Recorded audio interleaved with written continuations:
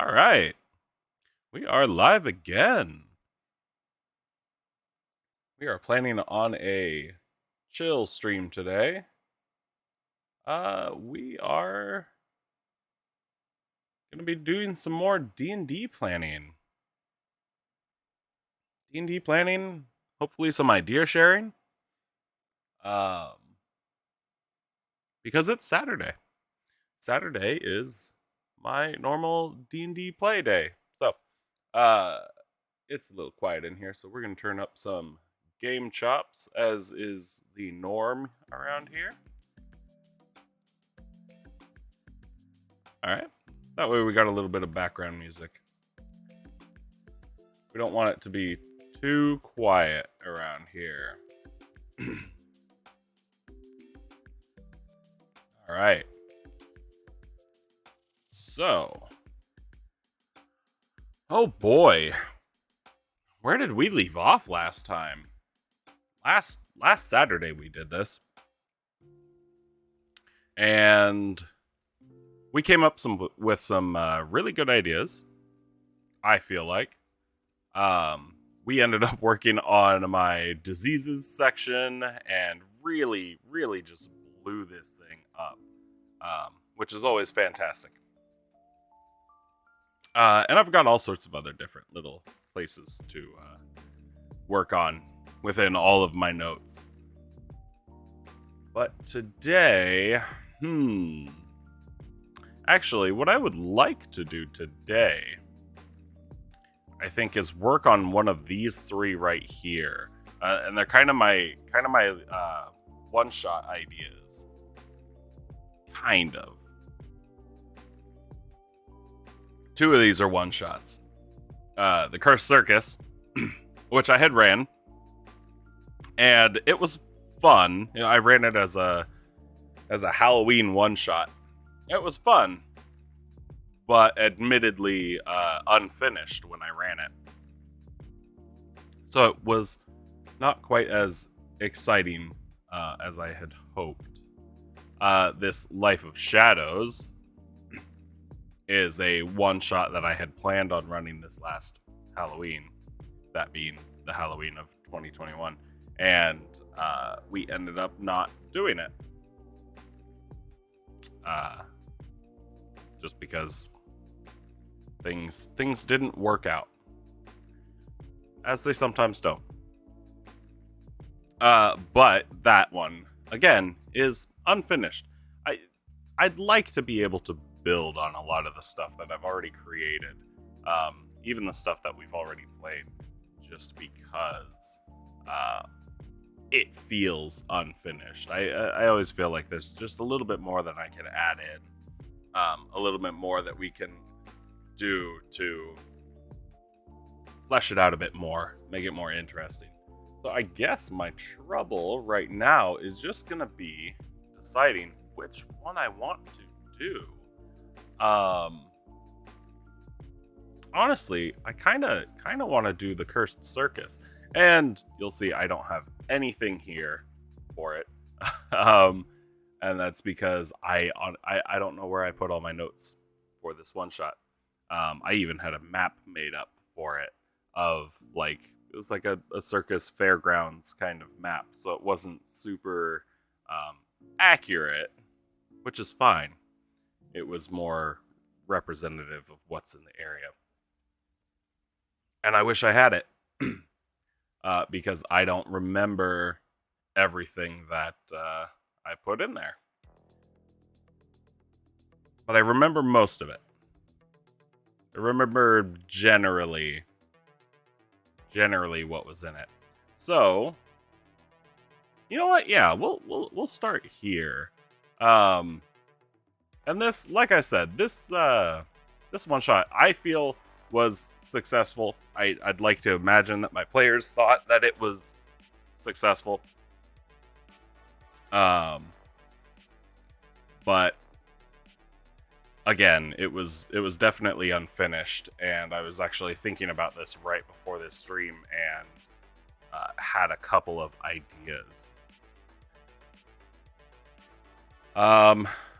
Mostly most of what this circus was your general introduction, which you want to have for absolutely everything you run. You always want to do an introduction, do a little bit of narrative to bring your players in, give them a sense of their surroundings and whatnot. So we can pump that out fairly quickly. Just kind of a rough idea of stuff. Carnival games, I actually kind of just stole from real life. There's the strength test with hitting the bell. There's the ring toss into like bowls of goldfish, various things like that, and we can completely rebuild that. What I had done when I ran that was I kind of gave all my players a starting amount of money, rather small amount, but enough to where they could go and play some of the games and whatnot. And they did, and they just played them, and they were, just various ability checks. It was one of those things where it's like, okay, yeah, you can keep trying this ability check, to see whether you succeed or fail. And as I was running it, it definitely felt like more of a slog, just because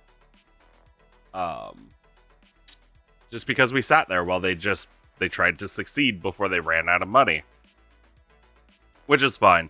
I wanted to limit it in some way, but not realizing just how many times they'd be able to try this carnival game with the amount of money I gave them.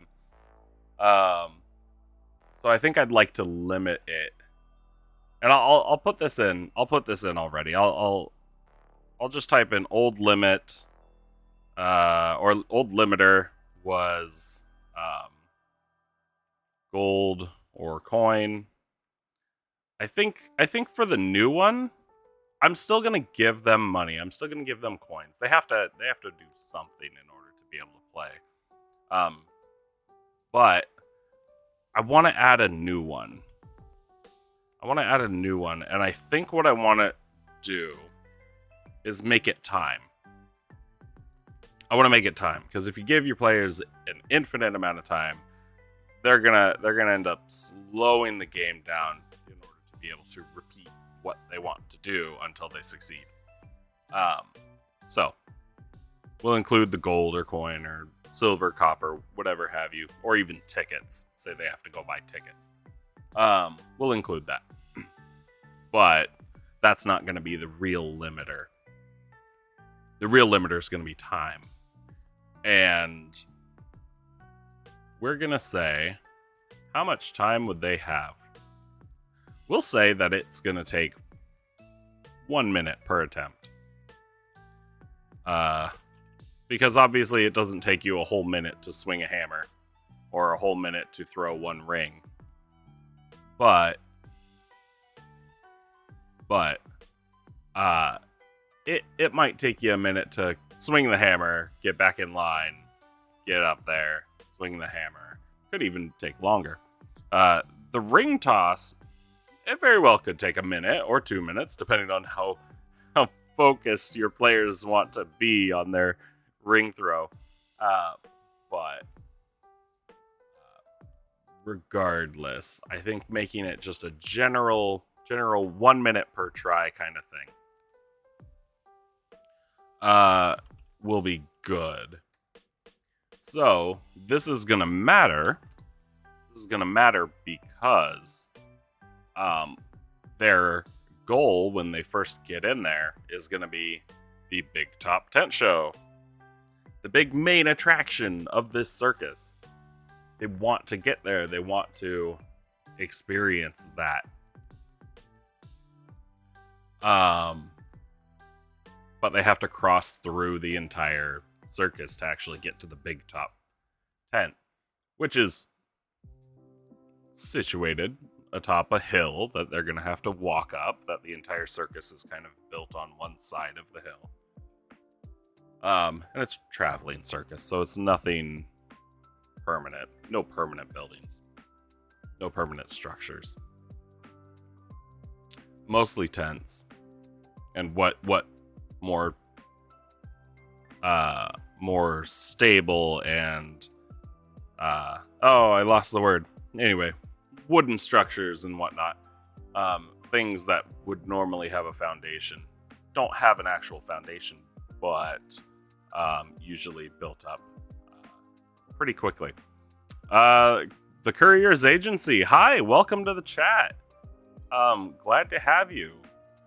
We are just we're going over some of my D&D ideas and trying to build up. Right now, I'm working on a one shot that I had run 2 years ago, I think, and I lost all my notes on it. Luckily, a lot of it is right up here, so I'll be able to build off of it. If at any point you want to chime in, add anything, please by all means do so. That is why I'm here. I love sharing my ideas and then, hearing others' ideas and maybe building off of them. That's certainly what we did last week. It was a lot of that. Okay, so getting back to this, I'm gonna take the notes here, even though it kind of applies all over. So I should put it in the introduction. I'll type it out here and then I can move it. That's cool. You're trying to make your first character currently. Oh, nice. I'm gonna assume you're playing 5th edition D&D, but if not, I'm happy to hear what you are playing. And you know what? If you have any questions about character creation, please throw them at me. As a DM, I've made a lot of character sheets. Okay. So we've got the time limiter. It's going to take them 1 minute per try. I want to give them, across a typical party of 4, we'll say that we give them 30 minutes to get to the big top before the big show starts. And it's going to take 10 minutes to actually walk there from the entrance. Or no, 10 minutes to walk there from the games, which are situated at the entrance.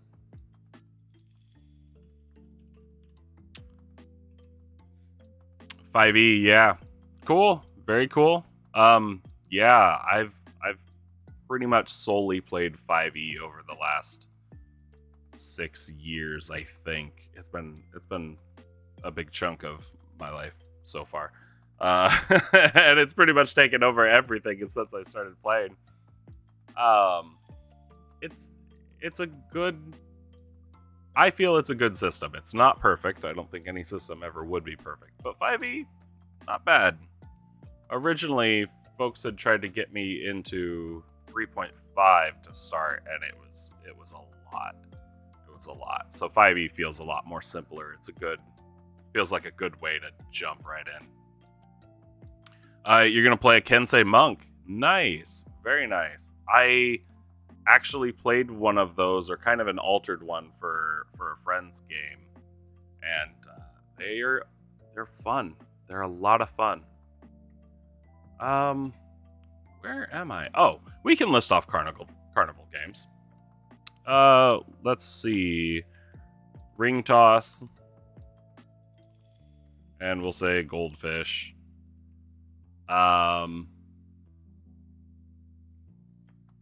What was it? Ring the bell. I don't know what it's actually called. But we'll just put hammer game. Eventually I'll go and look up what a lot of these games are actually called. What else? What else is there? So you've got ring toss, you've got ring the bell.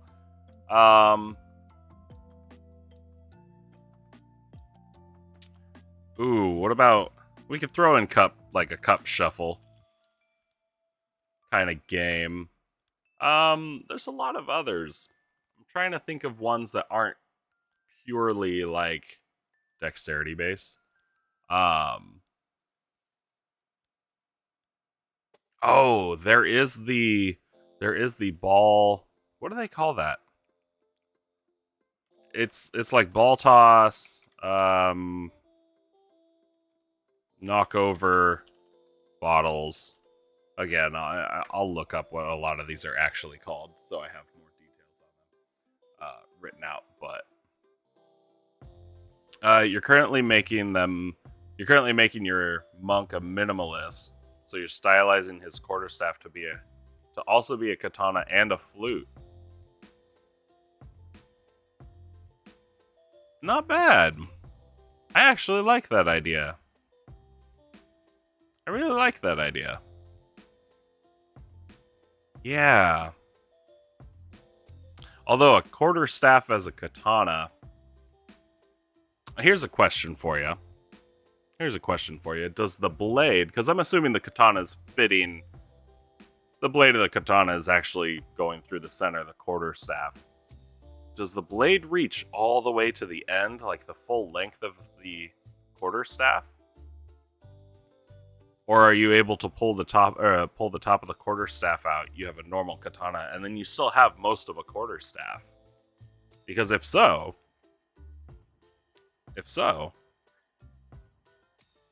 you've got a bit of a dual wielding Kensei monk, which is kind of cool. If not, you've got a really long katana.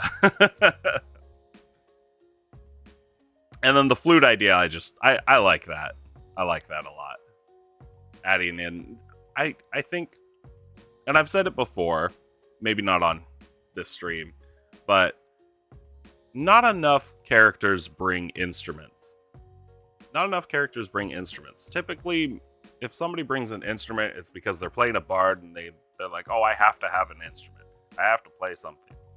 I like characters that just kind of pull an instrument out of nowhere and start playing while they're at camp, just kind of relaxing. And don't make it as part of their real, don't make it as part of their combat class, and make it part of their roleplay class. Always fun. Okay. Carnival games. This is all I can think of right now. Although, I guess I am on a computer. I could always Google carnival games. Let's see what shows up.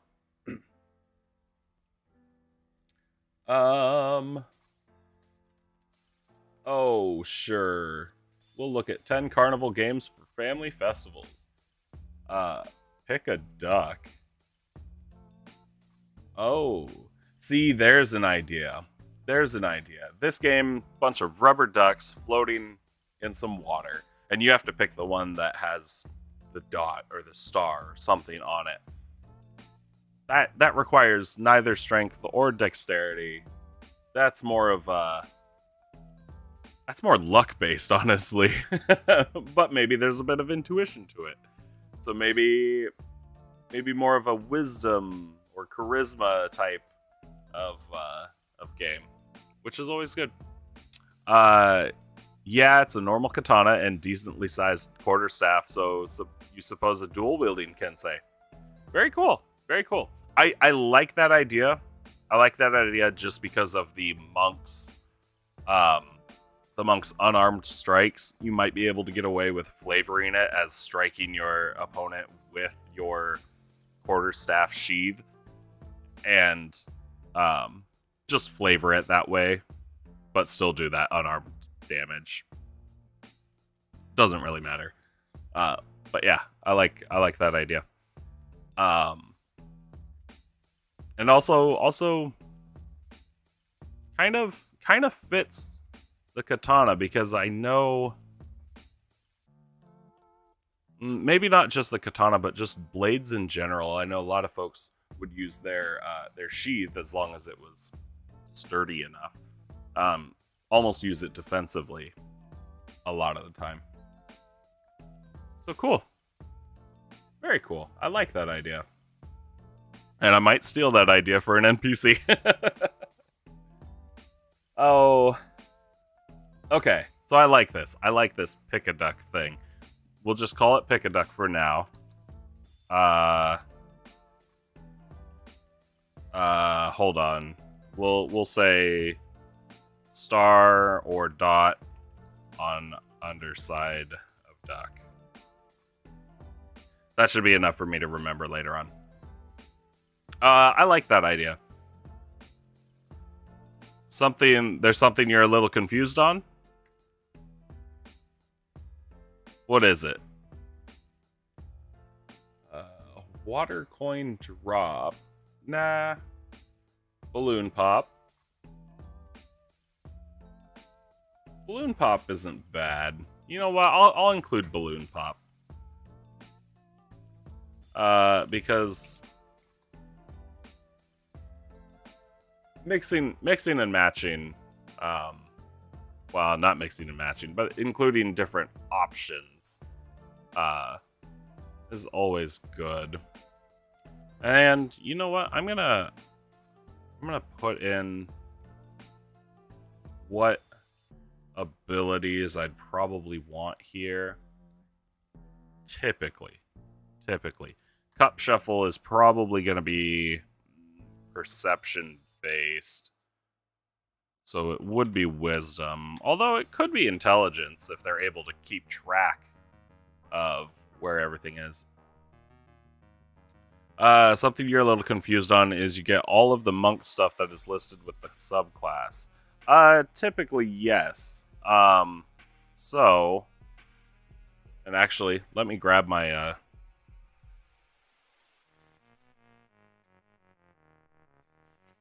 book. I think this is the book it's in.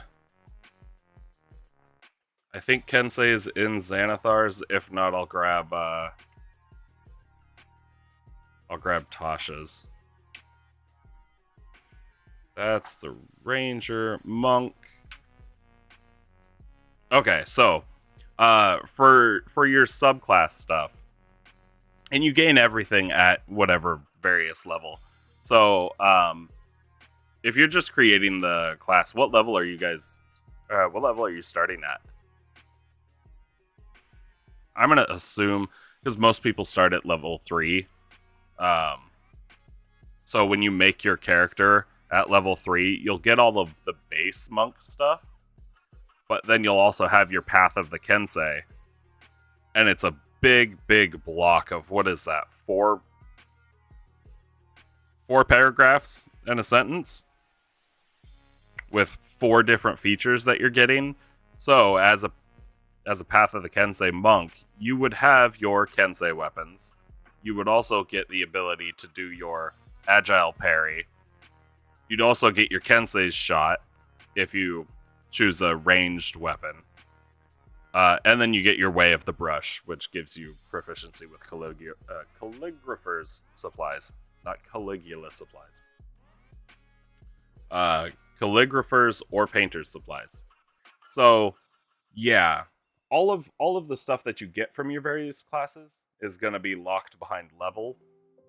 And that's not total level, that's level with that class. And that part really only matters if you're multi-classing. Don't multi-class. Not until you're super familiar with it all. But yeah, you pretty much you get everything out of your subclass stuff once you hit each level, and each section will tell you what level you get it at. So you'll get a bunch of stuff at 3rd level, and then you get something at 6th, and so on and so forth. It's not every single level that you get subclass stuff, but you should be getting something every single level, whether it's from the base monk class or your subclass. Ball toss. We're going to make this one Dex or Strength, just because I feel like you could accomplish this one just with pure Strength. However, this is one of those games where if my players rolled way too high on their Strength roll, I'd probably actually punish them for being too strong. Kind of like when you're I was gonna say when you're bowling, but that's pretty much this. If you throw the ball too fast and it collides with one of the objects, it's gonna knock that object out so quickly that it's gonna reduce the amount of friction on the other objects it's touching, as well as preventing preventing any sort of extra movement, or even the bouncing of the ball off of said object. Typically, it's just going to punch right through it, which means you have a lesser chance of knocking everything over. So I'd make this one Dex and Strength, but too high a strength, I'd probably too high a strength roll, I'd probably end up punishing them. And I say punishing. It's more like they just kind of have to hit that sweet spot. Courier's Agency, like with the subclass, do I get the other stuff listed like Timeless Body and such? Yes, you do. Yes. And I have a website here. I'm gonna pull it up real quick so I can actually read all of that off to you.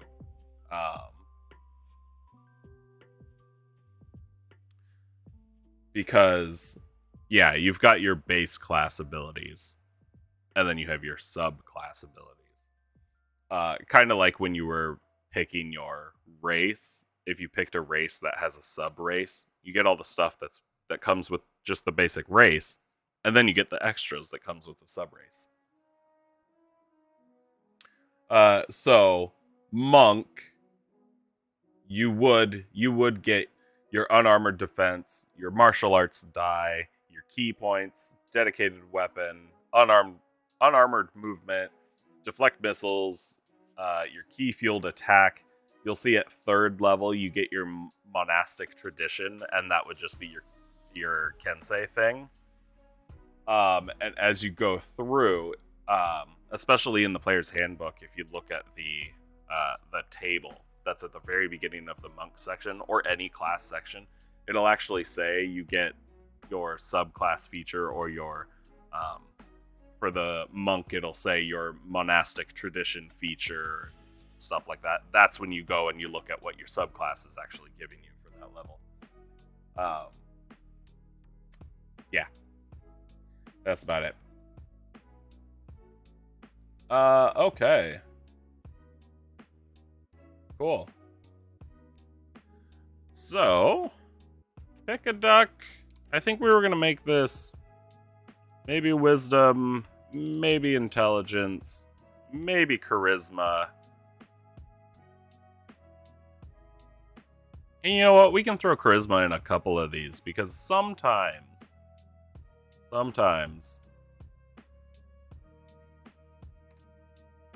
all you have to do is be able to read the person that's running the game, right? They say wisdom is your insight ability, but balloon pop, we're gonna make that dex and charisma, because maybe there's some luck. Maybe there's a little luck in that. We can make that wisdom too.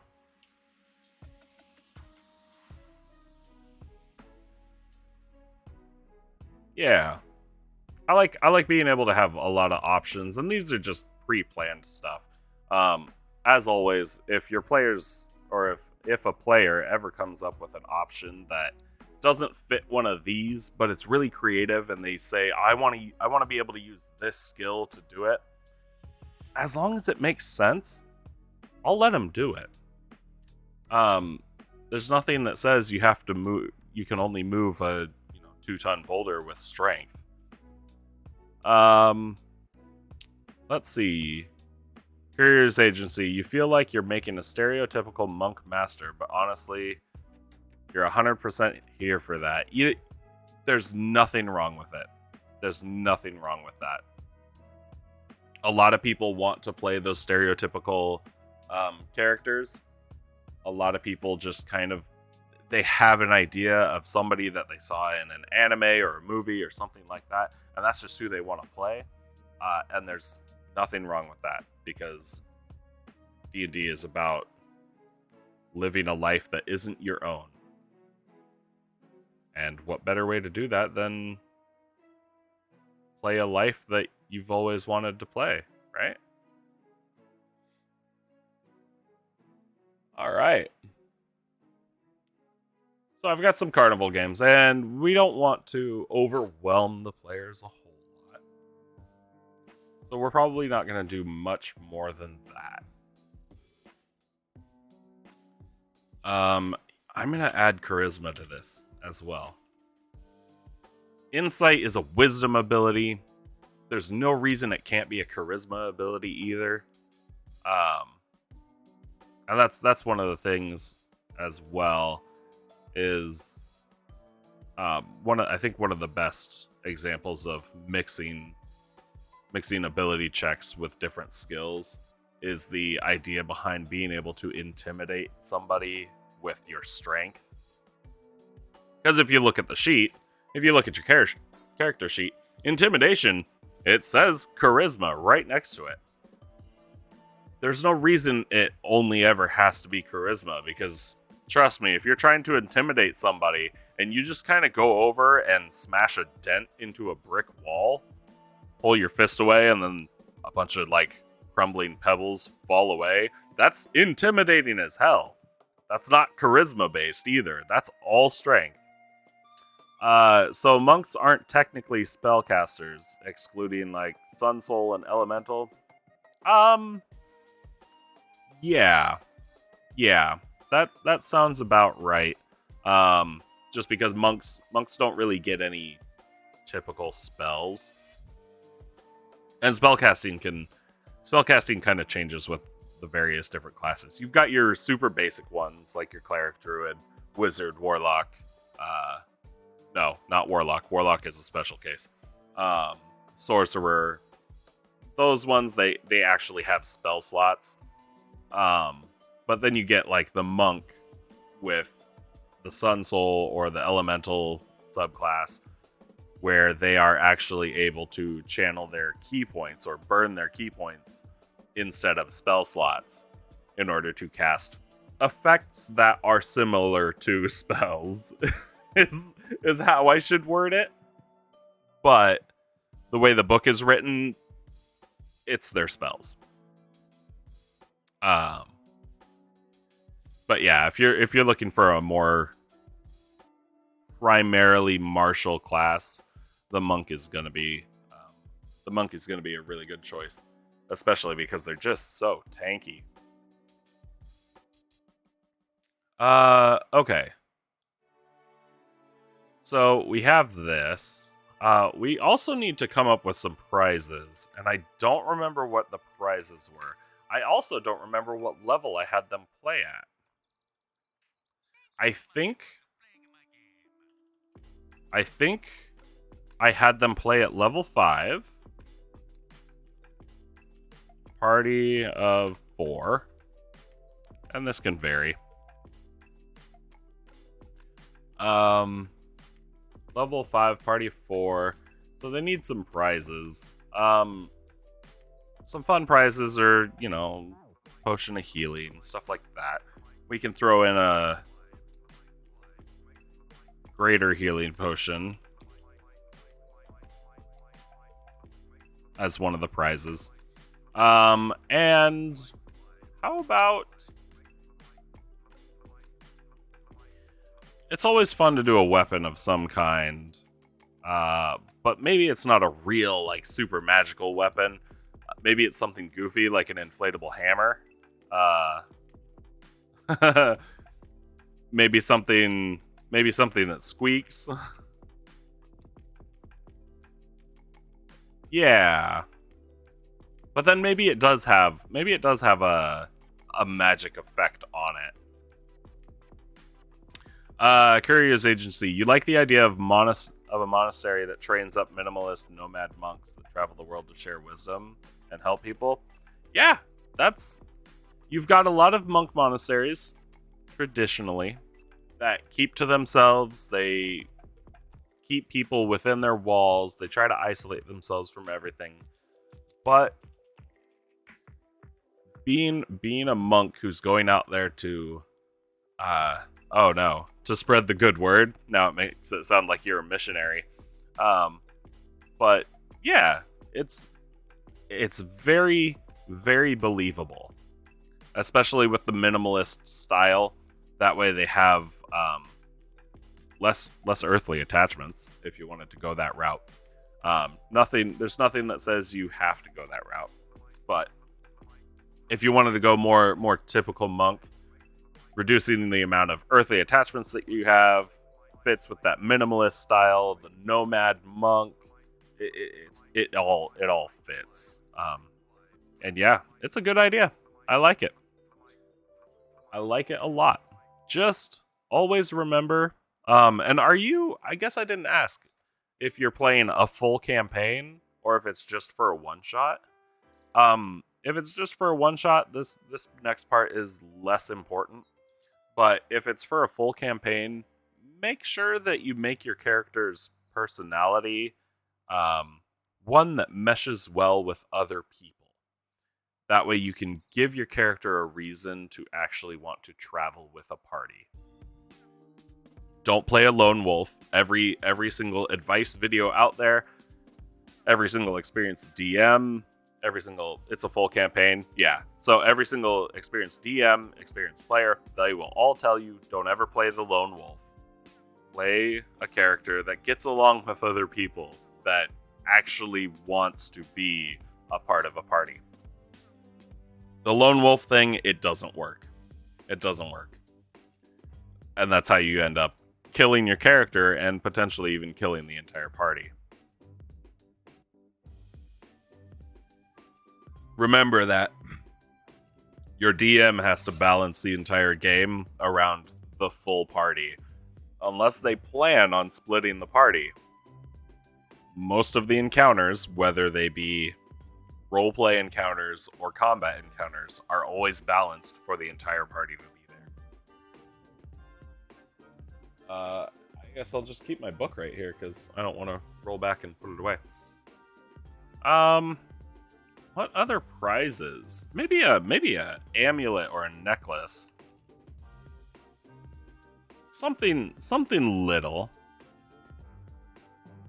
Something little that we can just kind of throw at our players. It'll be useful in the second half of this Cursed Circus campaign. Yeah, you get that? That's good. And that'll really make you stand out as a player too.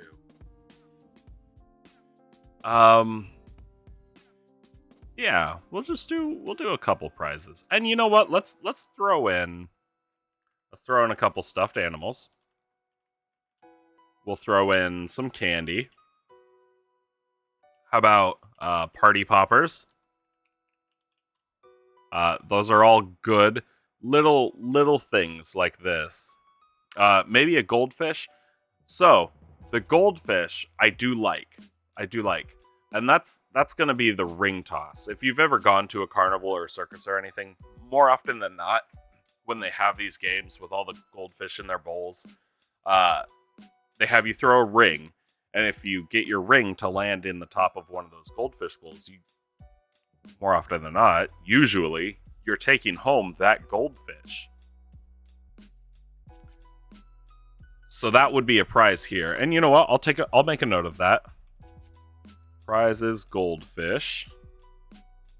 But how about one of these goldfish for the ring toss shimmers just a little bit more brightly than the rest?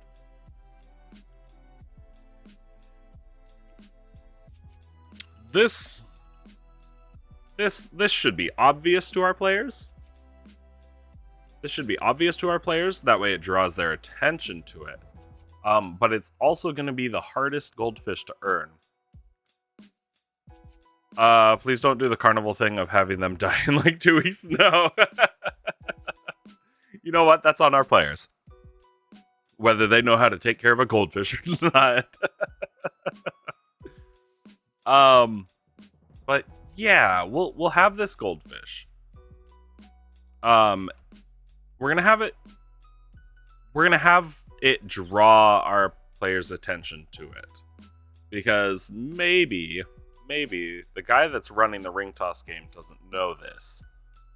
He doesn't know this. It works better if he doesn't know this, because why would he put this fish out as a prize?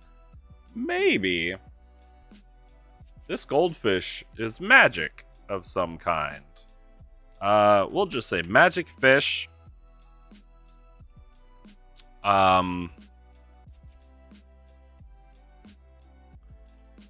We'll say it's telepathic to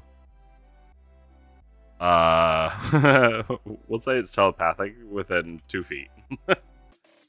that way, as this fish is sitting on the table, it's not able to communicate telepathically at all to anybody near it. But if a player wins it, all of a sudden they have a golden fish, or a goldfish, talking to them in their head. Oh, but what is it gonna do? What is it gonna do? How about... What would a goldfish do? Scythro, welcome! This seems like a nice place to hang out in. I'm glad you think so. Feel free to stick around and share your ideas. I'm working on a one-shot that I ran about two years ago, and I lost all my notes on. So I'm trying to build this back up again, so eventually I can upload it online. Because it was a fun one shot that we ran. Courier's Agency, you're thinking of like a little orc child trying to figure out how to take care of a goldfish, so he shoves an entire leg of ham in the bowl. It supplies aid. You know what? I would not say that that's broken. That's actually kind of what I'm going for. I mean, my first instinct was, oh, this goldfish is going to give a wish. That's broken. I'm not letting my players have a wish at that level anyway. Especially when I want it to be something that really is strictly beneficial. I've twisted wishes around on my players before, and not because. All right. I'll admit, maybe it was a little sadistic because I did warn them that they had to give me like a week's warning before they used the wish, so I didn't have to come up with a split decision at the table. And of course, they used it at the table without giving me any warning. And I did the best I could in that situation. And they used it for something really big.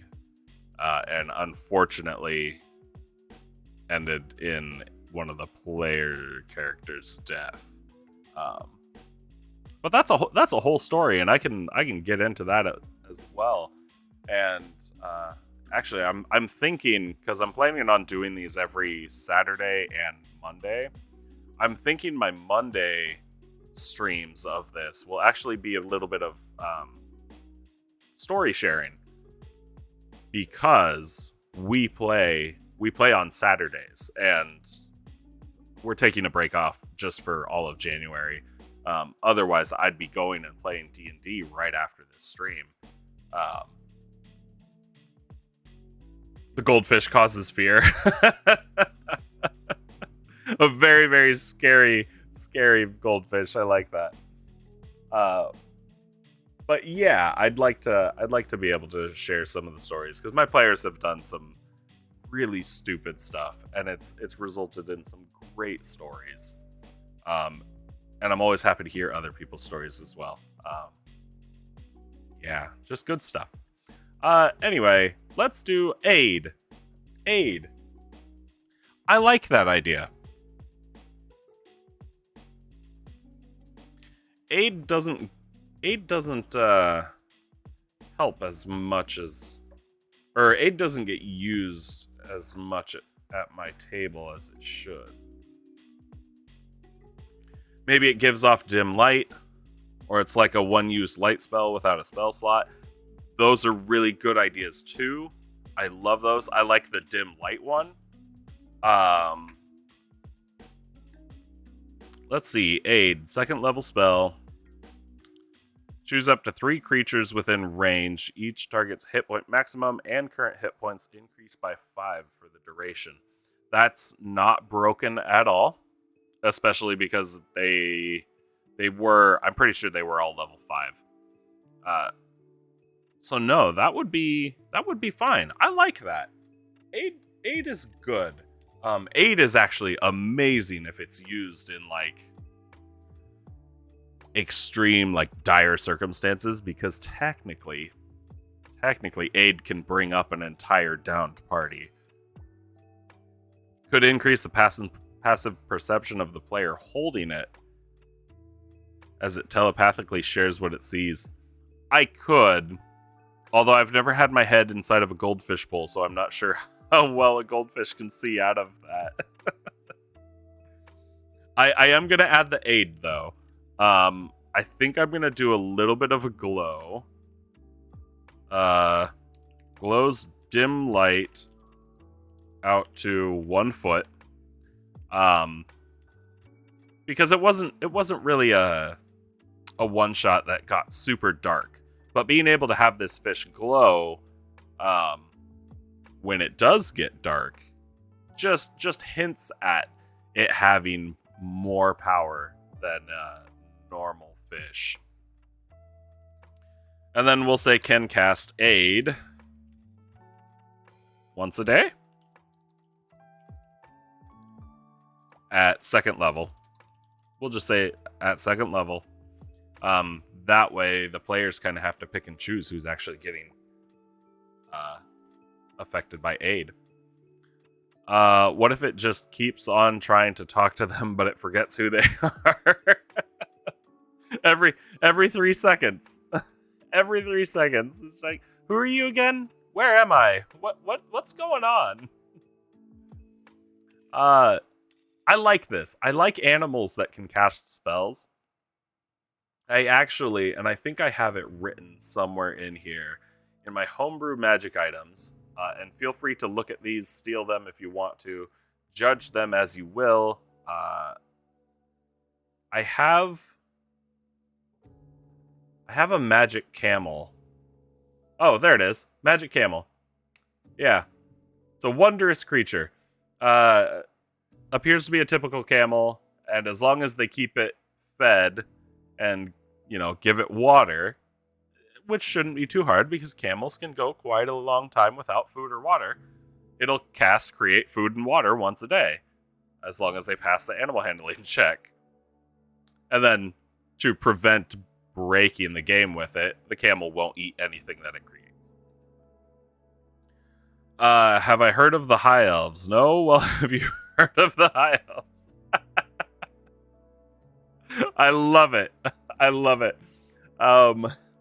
We can do that. We'll actually now I really like that idea. I really like that idea. We'll just say terribly short memory.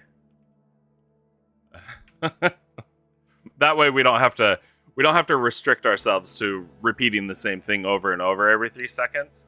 But we can chime in every once in a while and just be like, "What? Why are we here again? What's going on? Do you have food? Fish like food? Fish flakes? Or maybe pellets?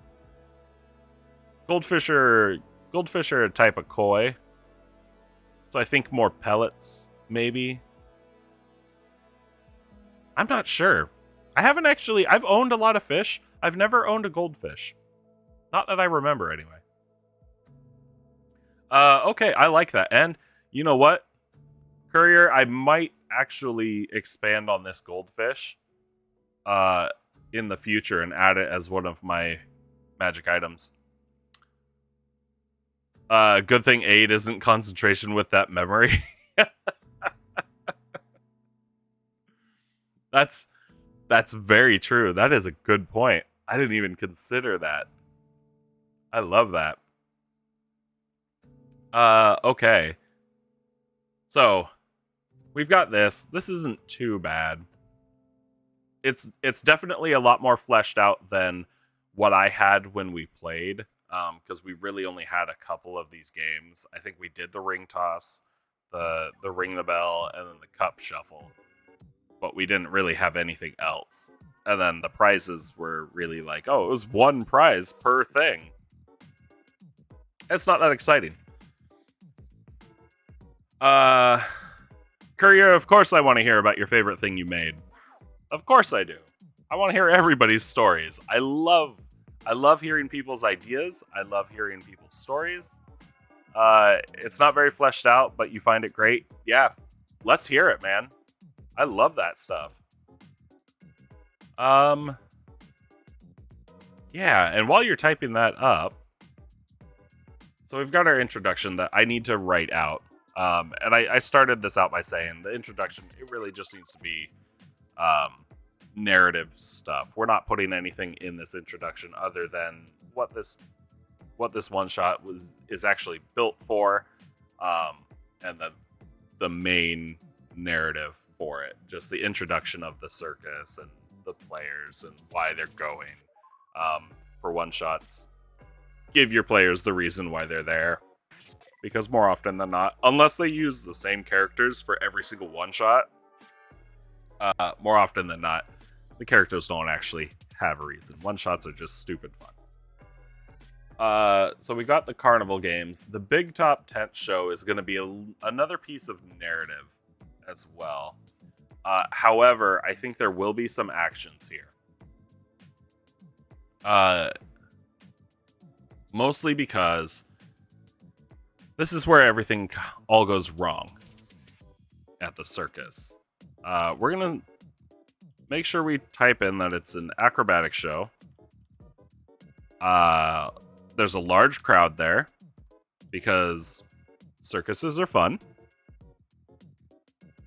Your idea is it's a beholder who was found by a great wizard and he took care of it for a very long time. I like that. And now the party comes across its lair and goes through, but it's not scary. It's just a house.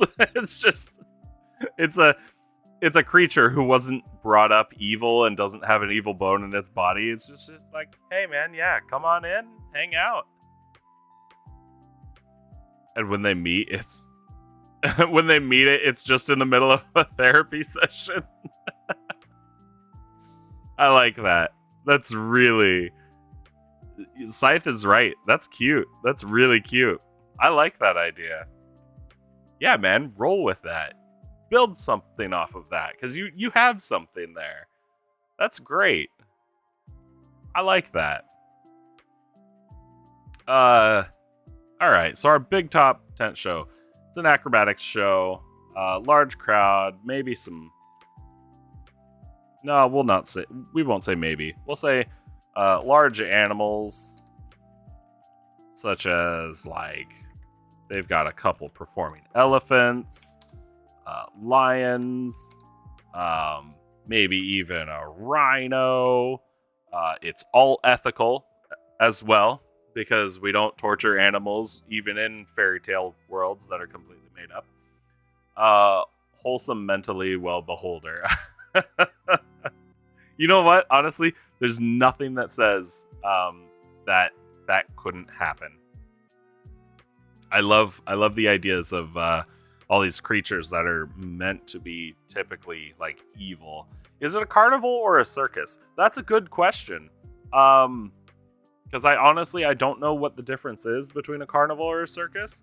Maybe it's more of a circus with some carnival aspects, because carnivals have games. Maybe that's what the difference is. I know carnivals always have games, but circuses always have animals. But then I've been to carnivals that have like petting zoos and horses that they let you ride and stuff like that.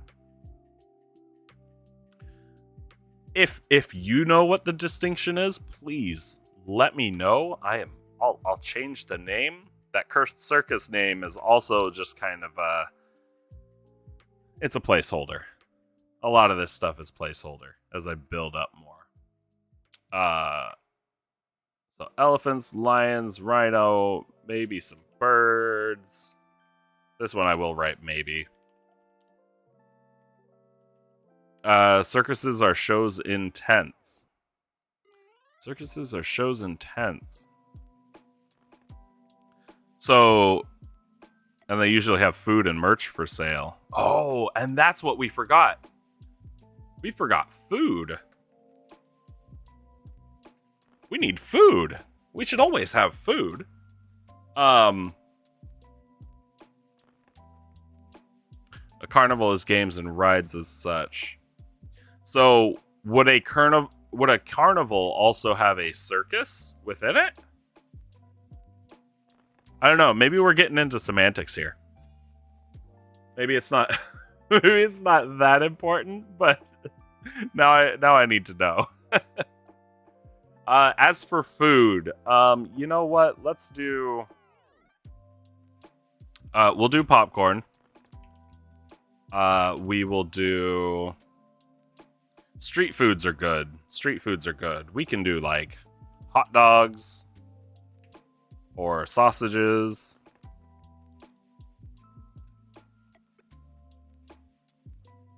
Is there games? Circuses are a part of many carnivals. Okay, so yeah, we've got a bit of a.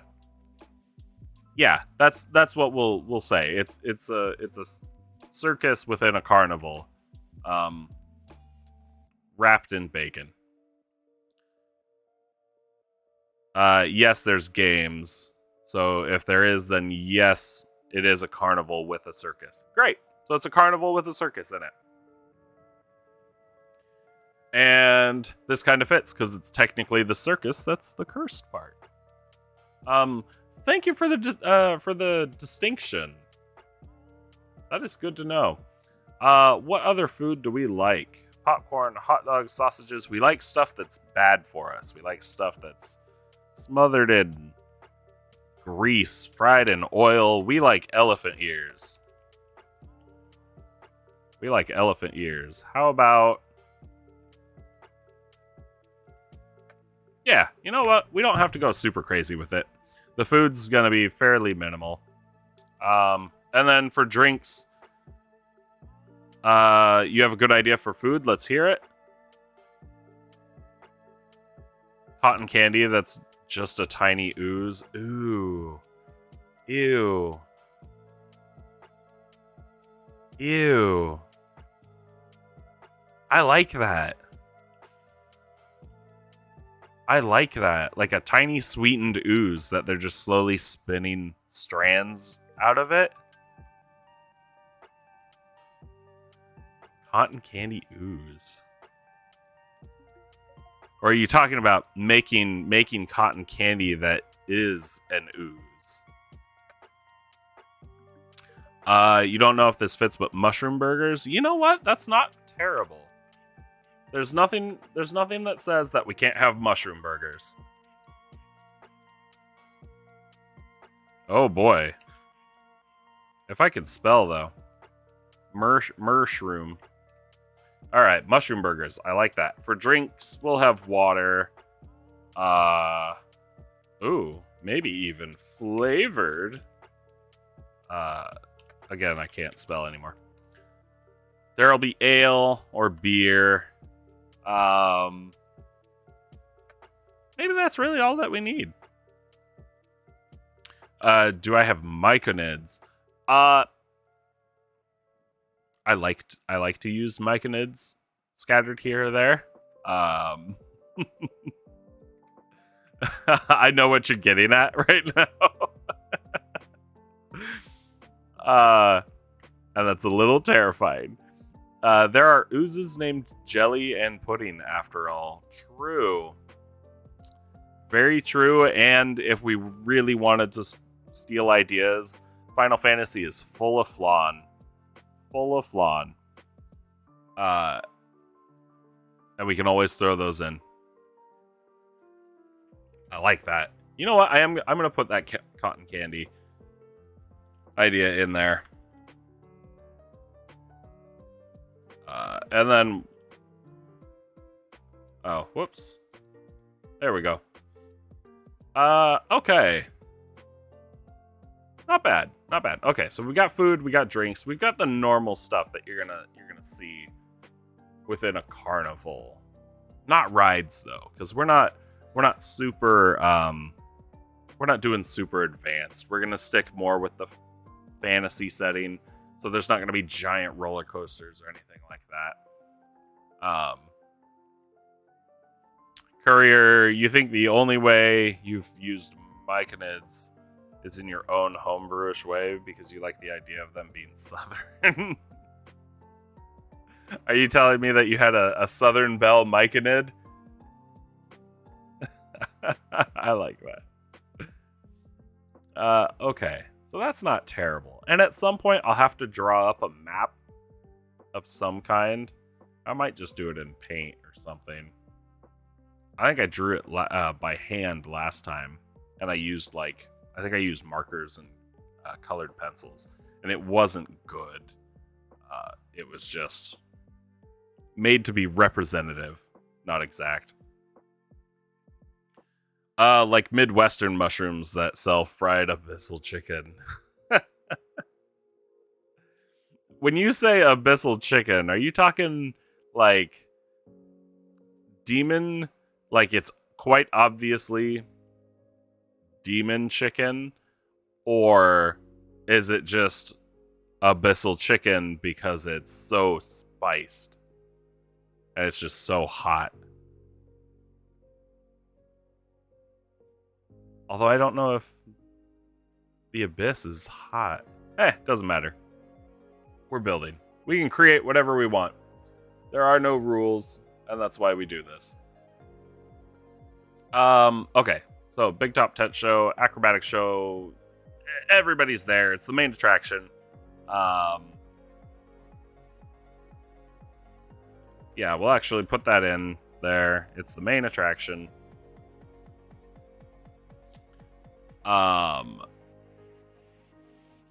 Oh, I don't know if I want to get into that right away.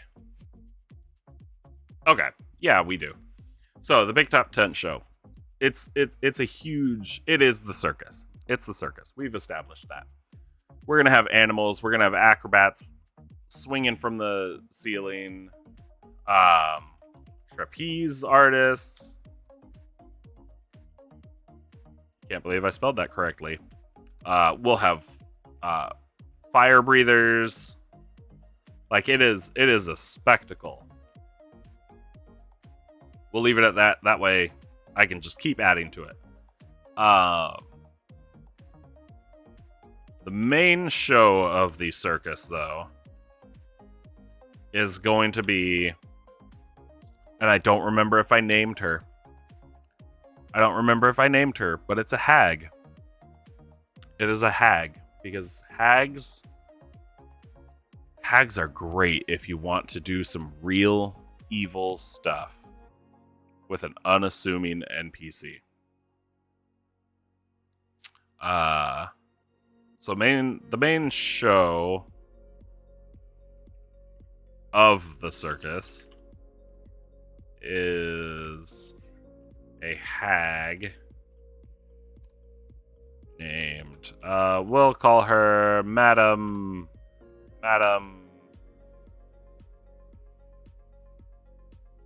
You like the idea of the animals being paid too? You know what? There's nothing that says that all those animals aren't really druids in disguise using their beast shape. And actually would explain why they're so well trained and how it's still ethical. They have translators. So the main show of the circus is a hag.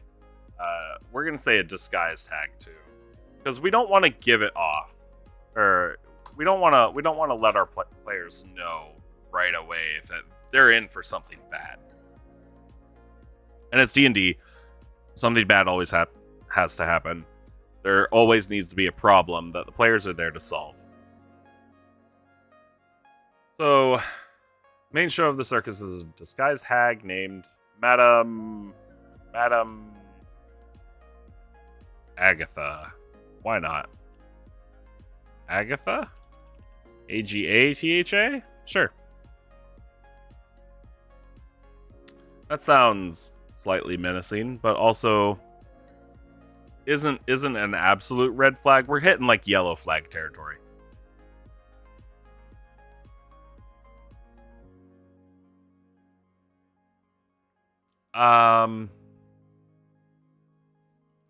Let's see.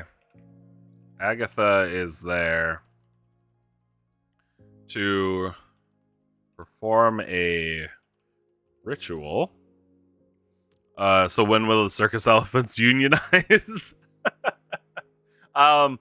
Every workforce in every setting that I create, every single one shot I make, they are all unionized. They're all small unions as well. There are no large unions. Anything to avoid corruption.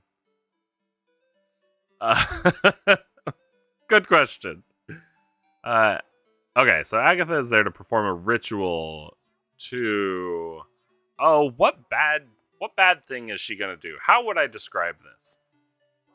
Again, this was 2 years ago. So I don't remember all of the wording that I used then, but I remember her goal, and her goal was, essentially she was using the acrobats to draw a magic circle in the air, using a lot of the ribbons and streamers and whatnot, as well as the actors that were on the ground. So all of this entire show was coordinated by Agatha. Do I have any, like, legendary heroes in my game? In my main game, which this isn't a part of, in my main game, not really. I've got a couple NPCs, but there's nobody, at least that my players have come into contact with, nobody that is of any notoriety, really. Nobody that has gone out and done great deeds, mostly because in my game, the need for great deeds hasn't existed for a millennia, up until my players ruined everything, and then all of a sudden now there's a need for heroes, and that's where they step in. So yeah, no, but my players are coming up in, oh gosh, they probably won't get there for maybe 5 sessions, I'm thinking. But they are coming up on an arena type thing that they want to participate in, and it's scheduled. So if they don't make it there soon enough, they're not going to be able to participate.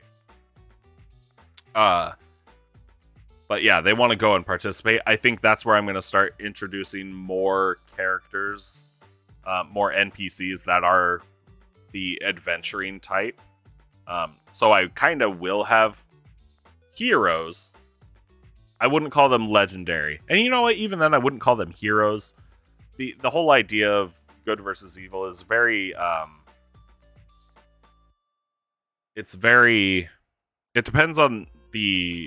It depends on outside perception, and generally what the majority views as good and evil. I can't remember the word for it right now. Subjective. I remembered the word. Good and evil is very subjective.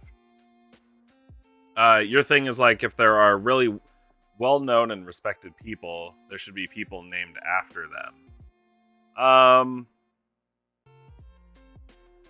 If there are really well-known people and respected people, there should be people named after them. That makes sense.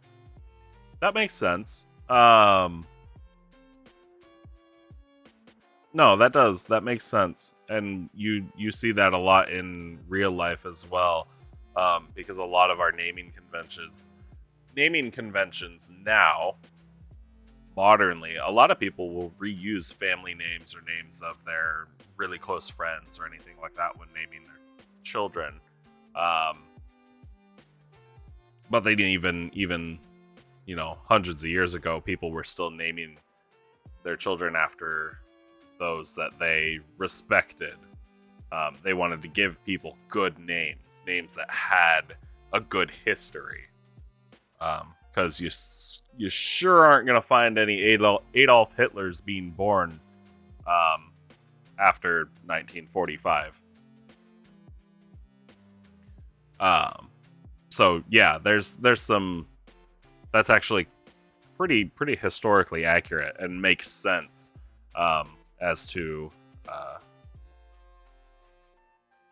it makes sense if you're trying to build a world that has real human behavior. So that's a good point.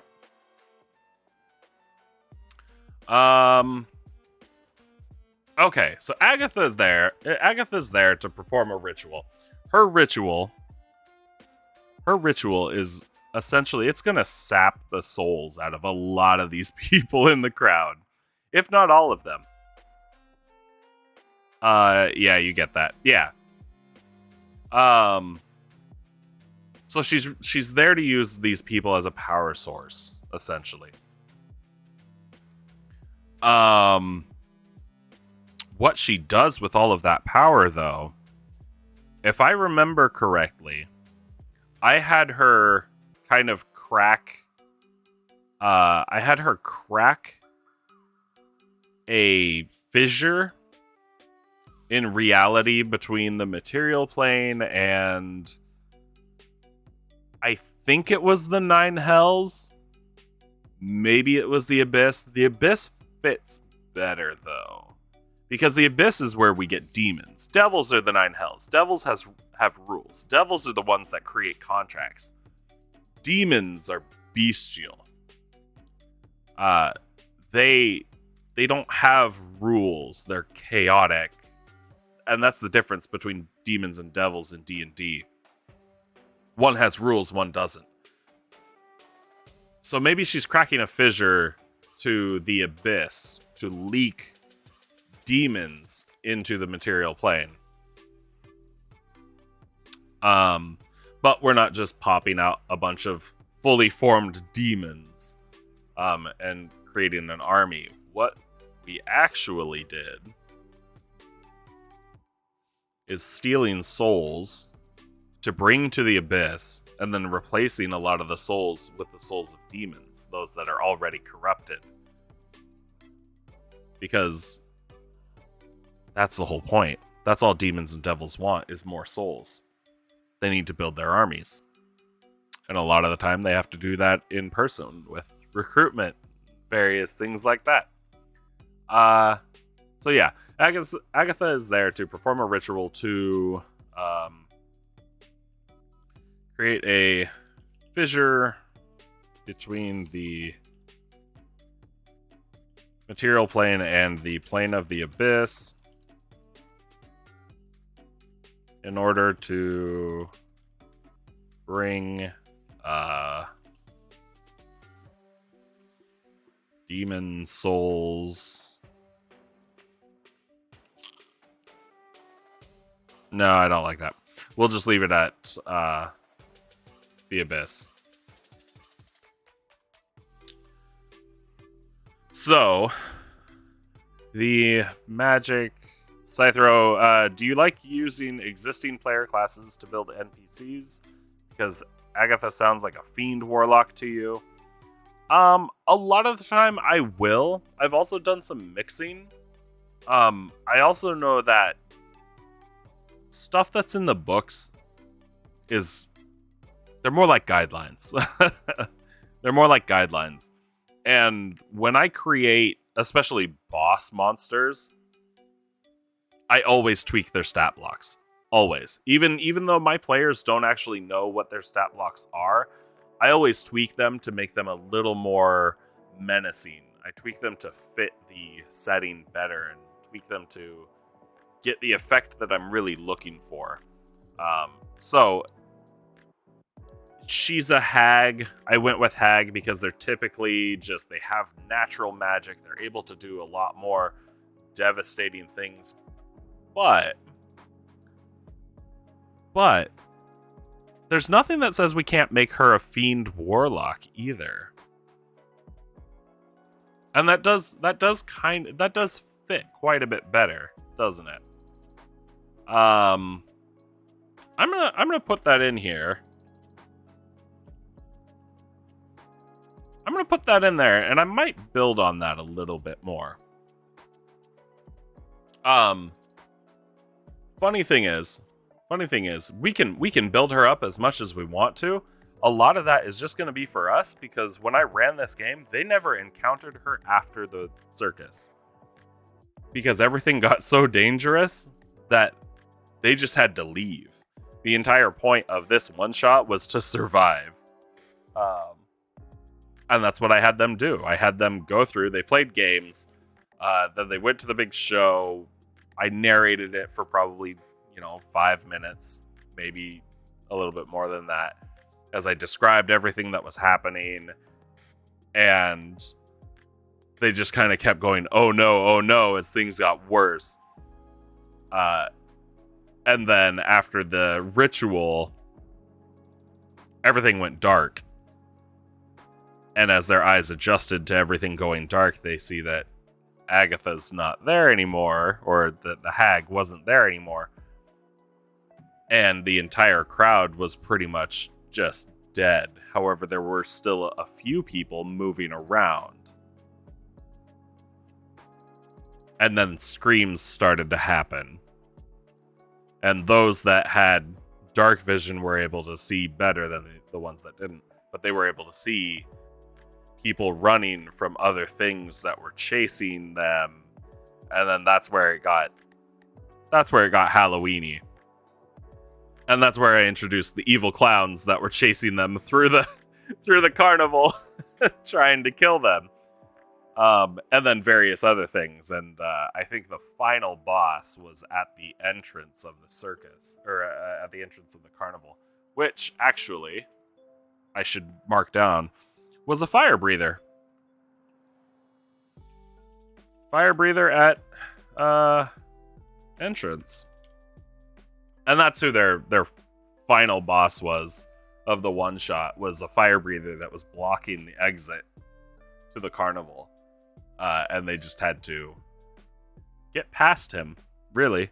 But it's hard to do when you've got somebody using flame whip and stuff like that. Courier, okay, but there should definitely be a D&D supplement to fix the economy. The economy is all on the Dungeon Master. 100%. But I know a lot of people have trouble managing their economy. So yeah, I could see somebody creating something that helps define what the economy should be. Scyther, Agatha could ask for a volunteer at a previous show to act as a medium of sorts. Talking to the medium afterwards could foreshadow the ritual. You're imagining them having cryptic visions of what is to come. I like that. And you know what? I'm gonna add that in the introduction. Let's say we do that. We have we'll call them crazy person. We have a crazy person outside the entrance, warning people going to the circus that it's run by a witch that wants to kill them all.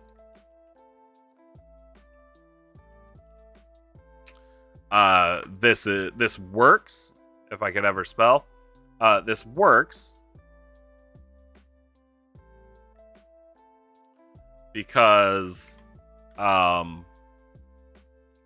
like foreshadowing. That's a great idea, Scythero. So let's go with that. A lot of the time, and again, we're gonna go kind of typical because typical works.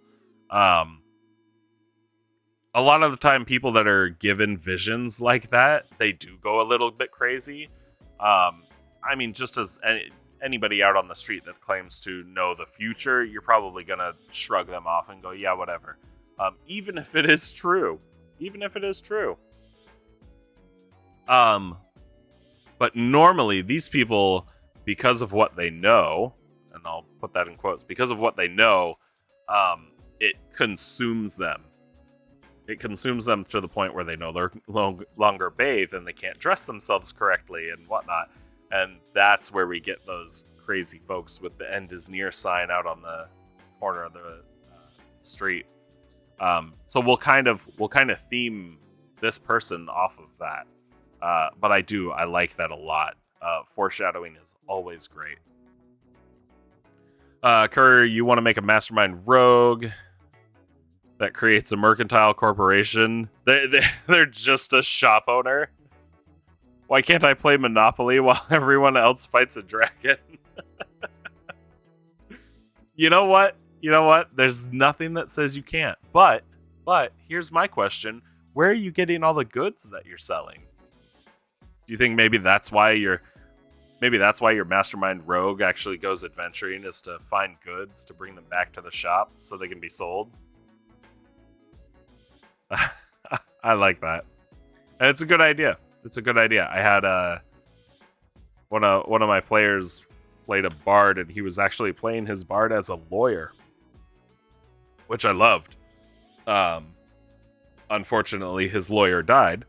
But I was planning on giving him rewards much like that, where he kind of ran his own law firm, and then he would have to hire people that would keep it running and while he was out and about. But then it would actually bring in kind of passive income for them, or every once in a while he could jump in and actually really get involved in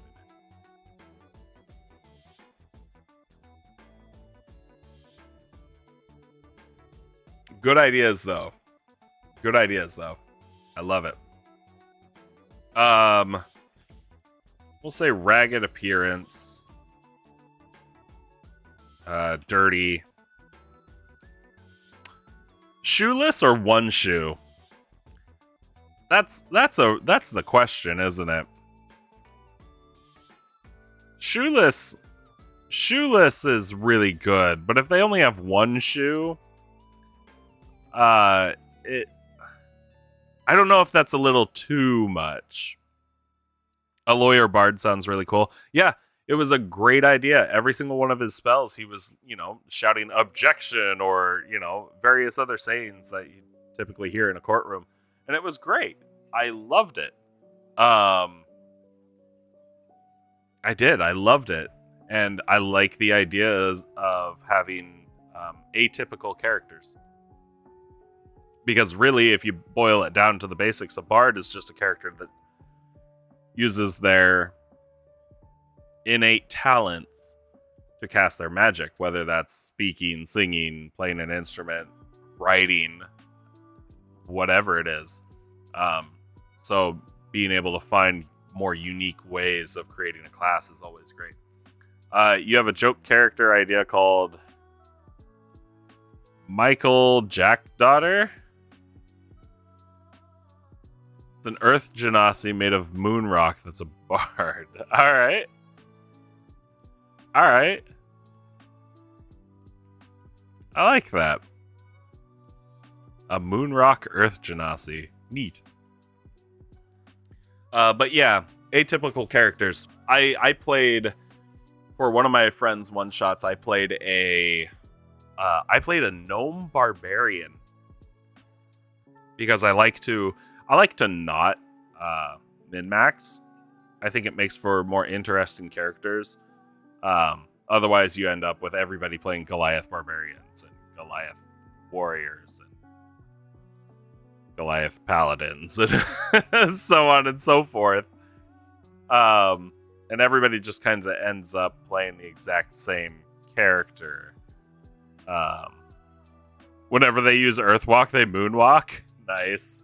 And all their spells are accompanied by Michael Jackson noises and songs.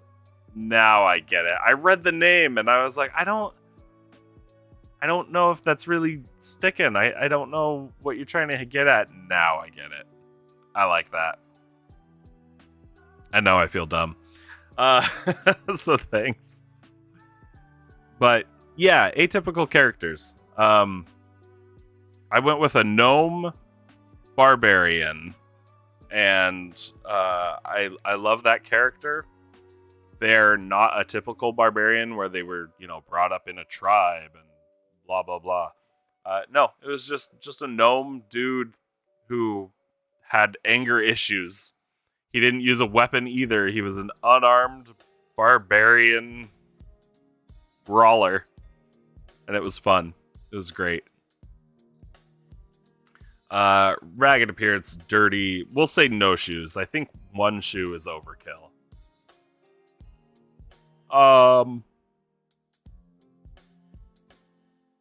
we can build on that. We can build on that a little bit because I want to know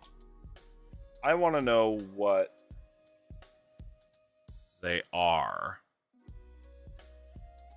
We'll make them a male.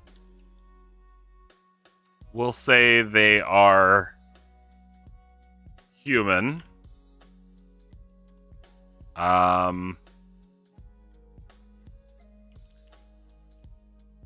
No, not bearded, because bearded implies that they've been doing this for a while. We'll say unshaven and scruffy.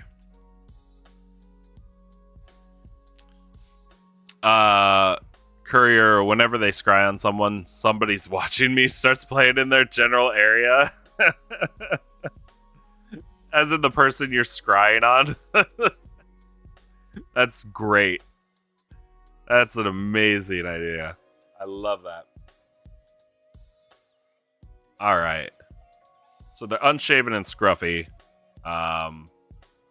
Yeah. That gives us a little bit more... we'll just say middle-aged as well. Yeah. Gives us a better idea of who we're dealing with. Who this crazy person is outside the carnival.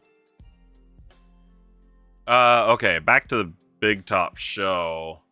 The acrobats and trapeze artists, they carry long ribbons with them as they dance around the tent and fly through the air. And actually now it's all coming back to me because I remember this is how I did it. Courier. So the evil king drinking blood from a goblet, and all of a sudden it's just a Michael Jackson song. I'm a smooth criminal with greater invisibility or charm person. Some good ideas. Yeah, so I had the acrobats and the trapeze artists. They had long ribbons. As I think, yeah, they're like ribbon dancers and stuff like that, and they spin and swing those around. Kind of the same idea. So they all moved around the tent doing this. Meanwhile, the fire breathers and animals performed. They perform while moving about without disturbing the ribbon trails. The hee-hee, and then they cast Tasha's hideous laughter. Genius. So the fire breathers and animals, they perform, and this is actually, it's all coming back to me now. This is the aesthetic that I tried to push during this narrative, was that there were these people dancing around, moving around with these ribbons. You had everybody else still performing, but everything was so fluid and well directed that nobody ever came into contact with each other, and nobody's act was interrupted by anybody else's act. But the performance ends with all the ribbons being dropped. And as they fall to the ground, they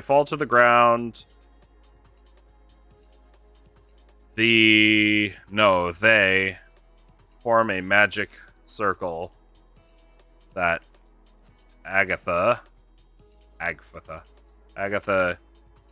uses to... How do I put this?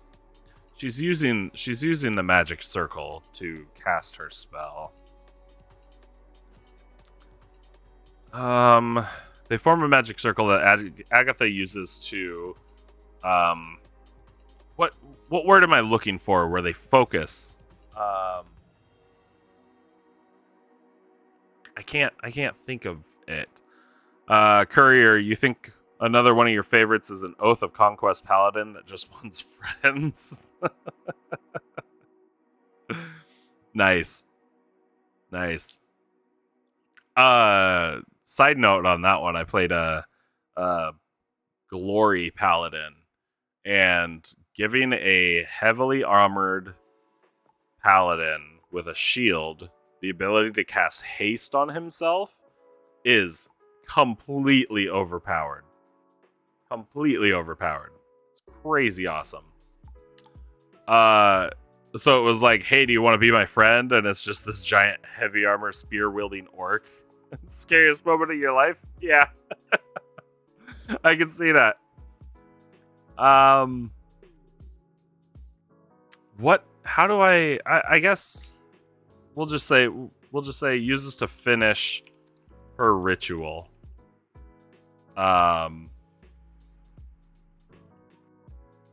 You know what? I had an actual thing written out for Agatha that I said during this. It's in a notebook somewhere. Oh, I'll have to find it. Because I remember it was partly in Abyssal or Infernal, one of the two. It was partly in an evil language and then partly in Common. Because every ritual needs its magic incantation. So Agatha speaks an incantation throughout the performance. Slipping back and forth between Abyssal and Common. Incantation. There we go. The Paladin has an aura of conquest that causes people in a certain radius to do a wisdom saving throw or gain fear. That would complicate your Paladin being able to make friends, wouldn't it? Huh. And now I'm curious, does it affect everybody, or is it only those that it wants to affect?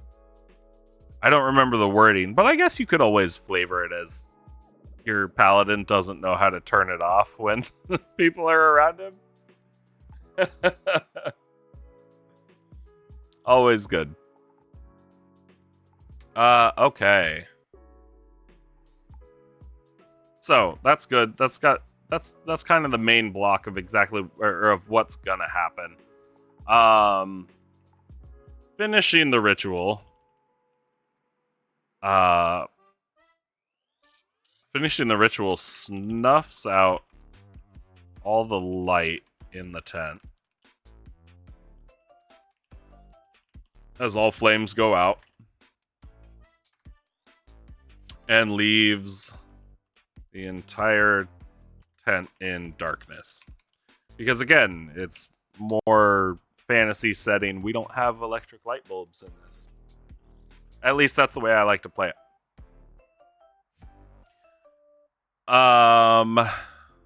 You think it's always on? Yeah, double check on that, Courier.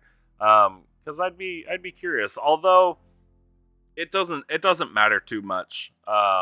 If one of my players wanted to do something like that, I'm lax enough to just be like, you know what? Yeah, if that's how you want to play it, it doesn't impact the game too much.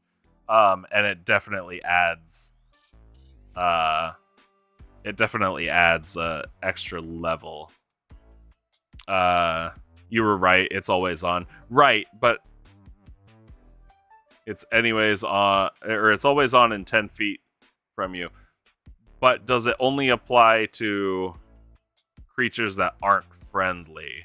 because they usually have wording on that, so it doesn't affect your teammates negatively in combat.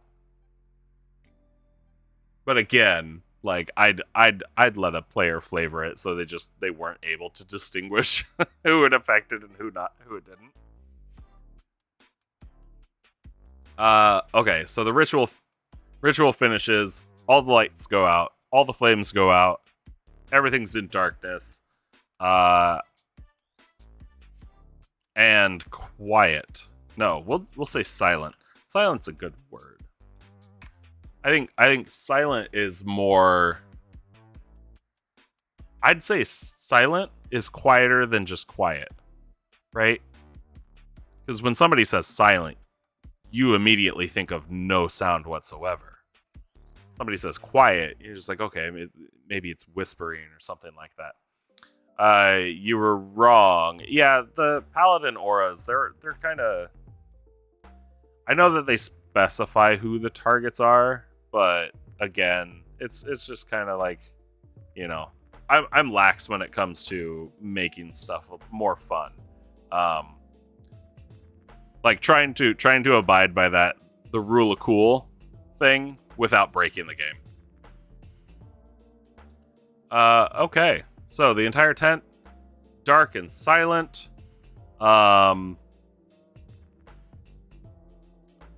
Silence is the absence of noise. Quiet is low noise. Exactly. So we're gonna go silent. We want to, and I'll probably build on it because I'd never try to publish anything this undetailed. But we'll build on that. But yeah, we want to really push the fact that there's just no noise whatsoever once this ritual finishes. So it leaves the entire tent in darkness and silent. But there's still people about. After, we'll just say a few seconds, because we don't want to go too long. After a few seconds, screams begin to be heard throughout the tent. So what happens is, not everybody dies from this ritual. It only requires a certain number of souls.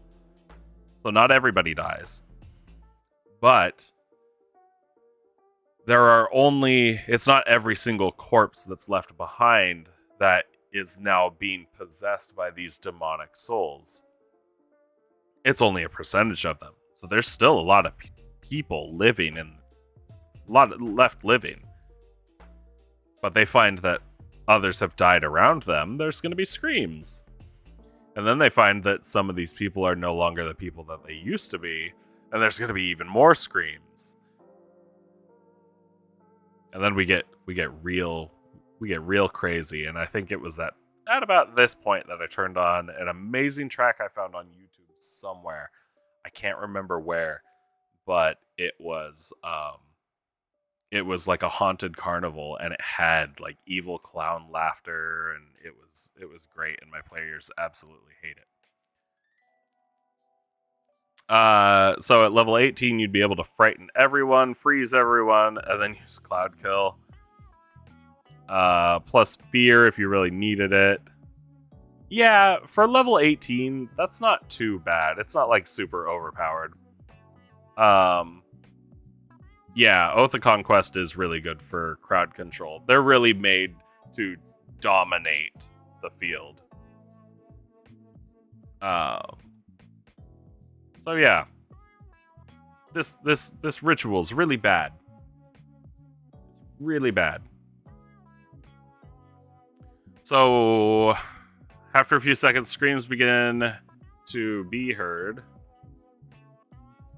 throughout the tent. The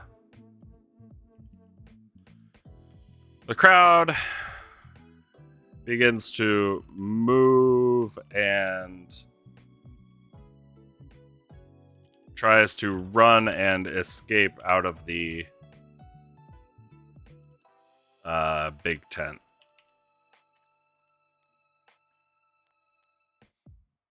At this point, because it's dark, if any of the players have the ability to cast light or they have dark vision, that's where we can kind of expand on the description of their surroundings a bit more.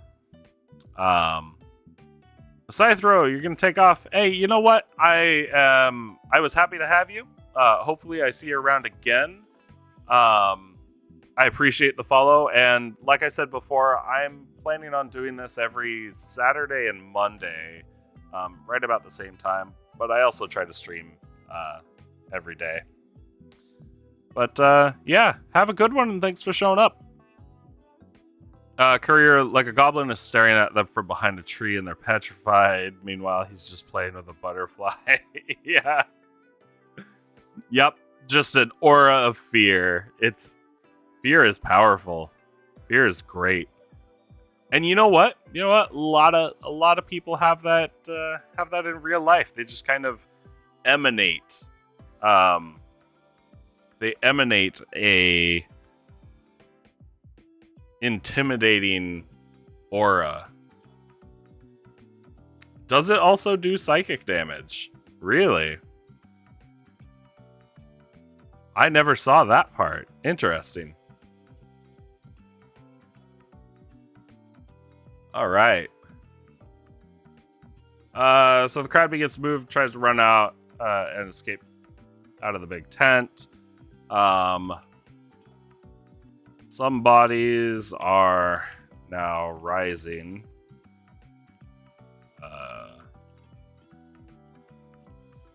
Inhabited by demon souls. While some are... We're going to throw zombies in. Why not? While some are zombified by the more magical demons. By the more magical demon inhabited bodies. There we go. So now we get a little bit more action going on. So the goblins literally having a heart attack and the orcs just picking roses. Can you have both a spear and a shield? Let's check on that. It all depends on the what attributes the spear has. Which, wow, I turned directly to the weapons. A spear is thrown and versatile. It does not have the two-handed property. So yeah, you can use a spear and a shield at the same time. If you want to, you can two-hand the spear for a little bit of extra damage, or using a D8 instead of a D6. But yeah, if you want to go spear and shield, you absolutely can. All right. Okay, so we've got zombies, we've got demon people. Right here, we're just gonna make a note of clown demons, because we never want to forget the real reason we're here is to throw evil clowns at our players. It's kind of terrifying. The spear and shield. Spear and shield orc. Yeah. So clown demons. I guess we'll also make a note of zombies. I want to keep track of everything that we have. Also fire breathers. Okay. That's not bad. That's not too bad. It's far more than I had before. So that's the carnival games. We had a whole section between... We had a whole section between the carnival games and the the tent. I'm trying to remember what I put there. Because it was a bit maze-like. It literally... Oh my god, there was a maze. There was a maze. I had put in... new page below. I had put in a corn maze that people had to walk through to get to the tent.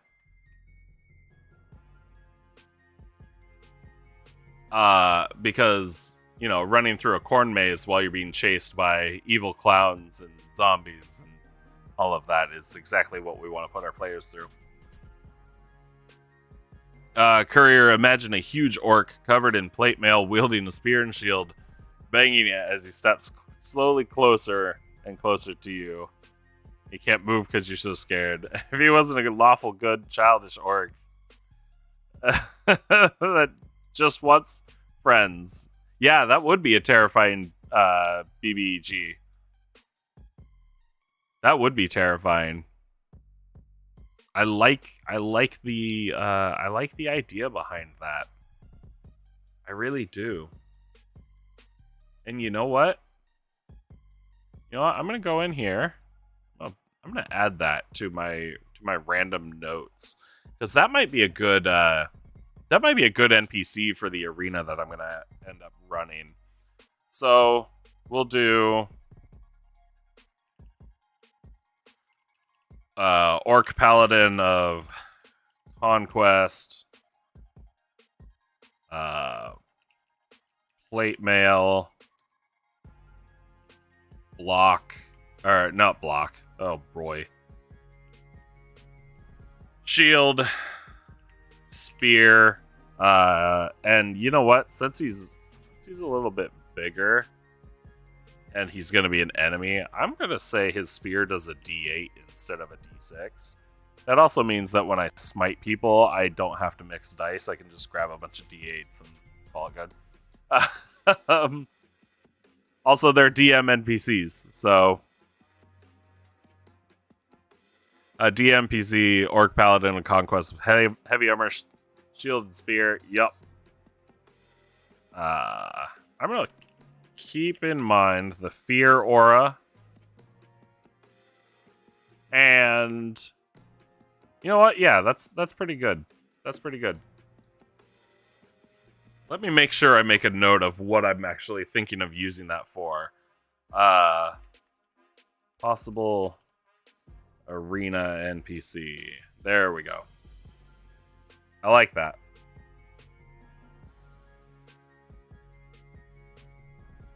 Okay.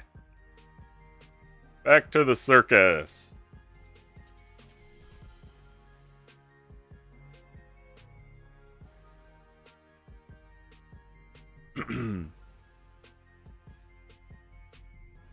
Oh boy. That music freaked me out for a second. I thought we were losing it. Nope. Okay, that's not bad. That's not bad. Corn maze. Corn maze. Corn maze. Mazes are hard to do in D&D. From what I've seen, from what I've experienced, mazes are really hard to do. Because usually it's just like, oh, which way are you going to go? And then you have to go through every single path split and stuff like that. It's just not fun. It's just not fun. Because then it just becomes a guessing game.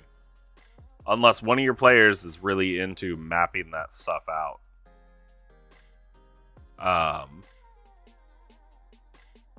So a maze is difficult, but we do want it to be there. I think it's gonna be int based, because they're gonna have to navigate it somehow. Oh, I guess we can make it wisdom too if they're able to keep track of which direction is which.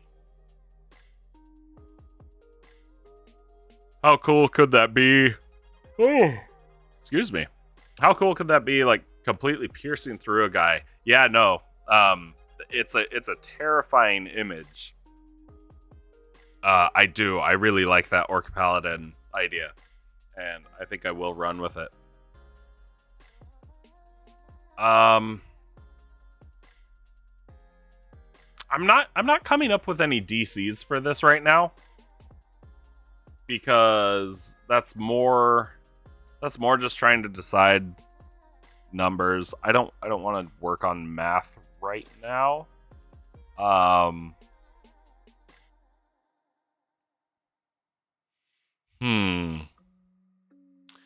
But I don't want it to be a one roll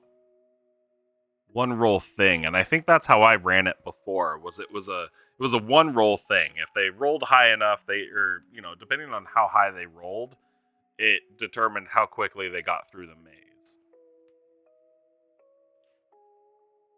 Which actually I can run it that way. So let's do corn maze. We'll make it real simple.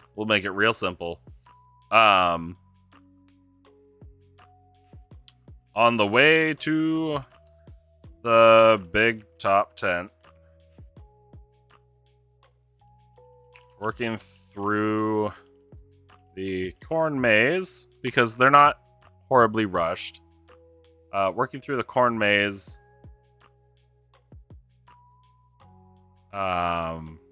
is a single roll.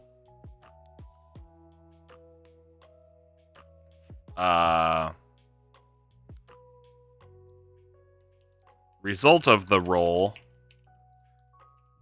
determines how long it takes to get through the maze. Okay. Real simple. But then we're going to do another page, because I want everything to be nice and organized. Although we could work backwards. No, we'll just repeat stuff. So it'll go introduction, carnival games, the corn maze, whatever was between the carnival games and the corn maze. Tent, corn maze, thing, back to the carnival games, and the escape. So yeah, we'll work through it that way. So these top ones will probably be smaller, but then the last ones will be a bit more filled out, because that's really where a lot of the content for the one shot is just in the carnival games, and then from the tent show on. Let's see, Courier, you like the idea of the inside of a shield having something that makes a whole lot of noise, so that when it's hit, it either has a big boom. Maybe the shield would give disadvantage on perception checks involved hearing. Interesting. There's something there, actually. And I'll have to think on that. So what's stopping the players from running through the corn? They're being chased by evil zombie clowns. Get out of the way, corn. Exactly, actually. And that's a really good point. So on the way to the tent, it's just going to be a kind of like inconsequential thing that they come across. It's just like, oh, we have to make one roll, and then it takes us that long to get through the corn maze. Okay, no big deal. But once they are being chased, running through a field of corn, I absolutely don't expect them to follow the maze exactly. But running through a field of corn, you can get tripped, you can get whipped in the face by leaves and, all sorts of stuff. It's not super easy, especially if you're trying to keep track of where you're running and what's chasing you. So, there kind of has to be a balance of, are we going to protect our faces and keep our eyes on the ground, or are we going to keep our eyes on the things that are chasing everybody and trying to kill everybody? Yeah, so it's a bit it's a puzzle for them. You absolutely could do a dex thing, and how I would run it, and this is just me. Everybody runs it differently. I'll never say that the way that I do something is the best, but how I would run it is I would ask my players first, what are they doing and how are they doing it? Because that way I know exactly how to test them, I guess. So if they come out and they say, okay, well, why would we follow the maze just like you have? Why would we follow the maze? Let's just run through all the corn. I'd be like, okay, great. So you guys want to run through the corn? How are you doing that? Like, what are you doing to help you run through the corn? Because typically corn stalks grow fairly densely together. It doesn't mean you can't. It's not a solid wall. You absolutely can move through it, and you can move through them quickly. But I need to know how they're doing it. If a player says that they're going to put their hands up to block their face and make it so they're not getting whipped in the face while they're running through the corn, I go, okay, well, that's great. And move on to the next person and figure out how they're doing it. If somebody's blocking their face, now they can't see a lot of where they're going. They're just running in a direction. And they very well could be running into an enemy, or maybe they're not able to keep a straight line while they're not looking, and they start to veer off to the side a bit too much, and then they're not going where they need to go. And then, if they're not looking at the ground, then maybe there are dex checks to see if they get tripped or something like that. And then, if they're just not running fast enough, or they're not running elusively enough, maybe whatever's chasing them catches up to them and grabs whoever's in the back. Different things you can do to make sure that this corn maze is gonna be interesting.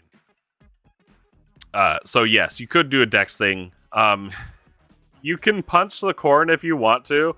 Honestly, if one of your players has a sword and they have that thought, or if you're the player, if somebody has the thought to just swing their sword while they're running through the corn to try to cut it all down, you can do that. That's definitely a huge bonus and a huge benefit to you. It's also a huge benefit to whatever's chasing you, because now they're not being impeded quite as much. And where's the stat block on corn? You should know corn is a small plant creature. It has 1 HP, has no resistances, and as it's not moving, it has an AC of 5. So you'll pretty much always hit the corn, unless you roll a 1 on your attack. Good questions, though. Good questions, and good point. Good point. So there's nothing stopping the players from running straight through the corn the second time around.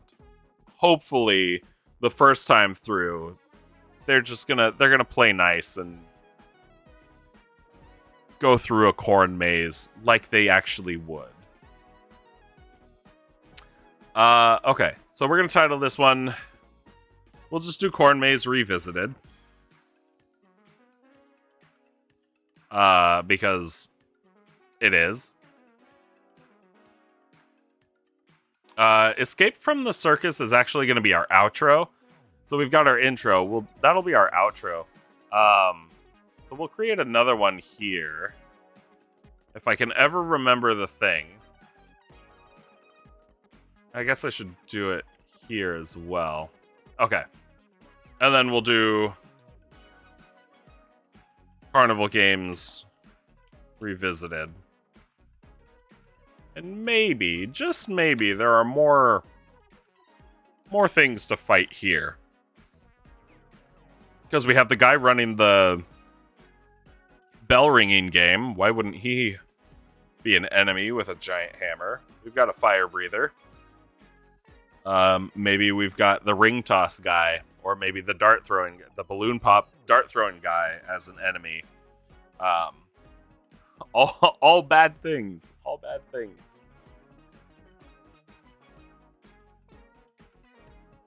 For our players, anyway. Okay.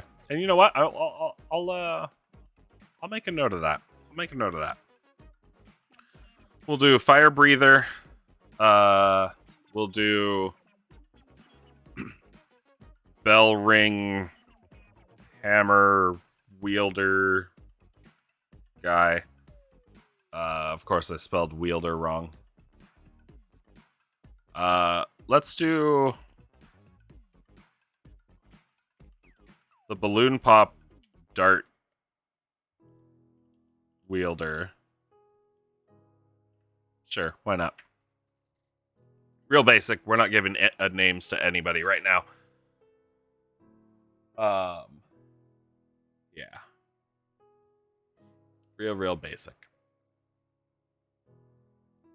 And I think that's really about it that we were going to do there. I need to remember what I was going to have here.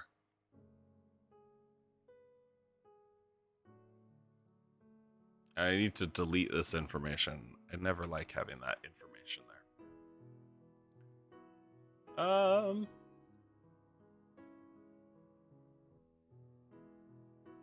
Okay. What was it? What was it? I don't remember. I feel like it was like a small makeshift town or something. But that doesn't really work. I like the games being at the beginning. So, what if we took the food and drinks and made it its own section? Because now that I'm thinking about it, I think it was like a small makeshift town, and it wasn't that great. Food vendors and oh god, eating area. We'll just say picnic area.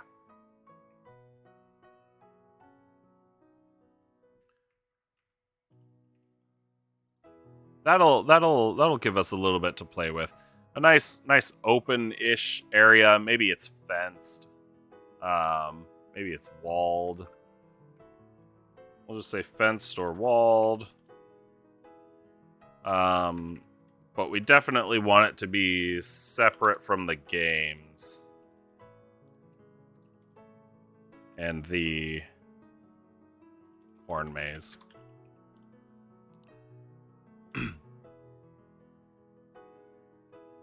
Because we're definitely railroading our character or our players through every single section again.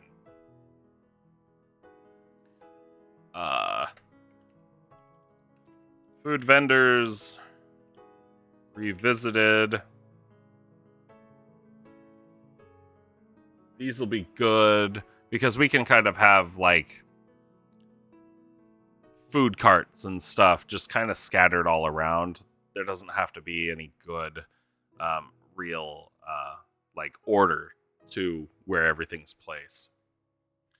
And I say this because I think right about this point I want to be able to have a lot of these creatures kind of bursting out of areas. Maybe slamming open doors that are to the backside of these carts or stands or what have you. Or they just kind of like pop up from behind them. It's right around this point that things also start to get a bit quieter.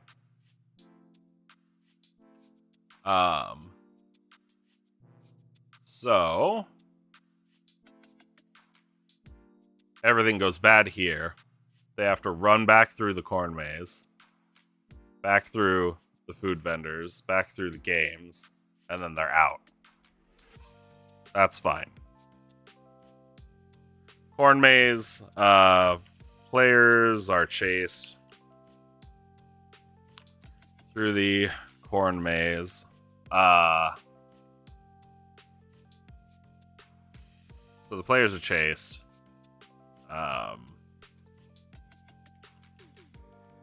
Players decide on how they get through.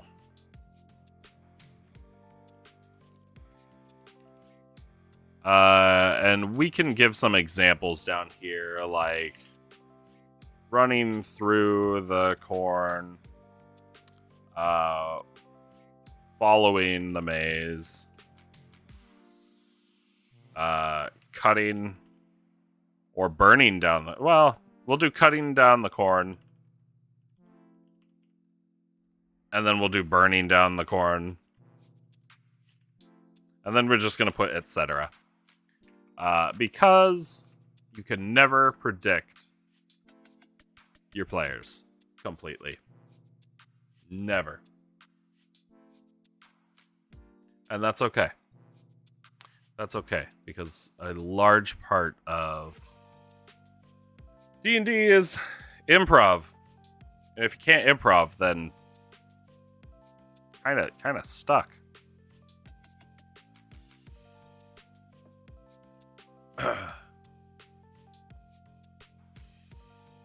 All right.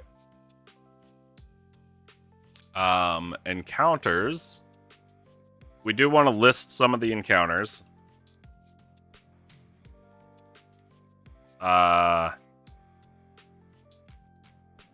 We want these clowns. We want the clouds. We want zombies. That's really about it. Up here, yeah, that's fine. As the players exit the maze, the sounds of screams lessen in number as oh gosh, I guess we'll just say as more people go silent.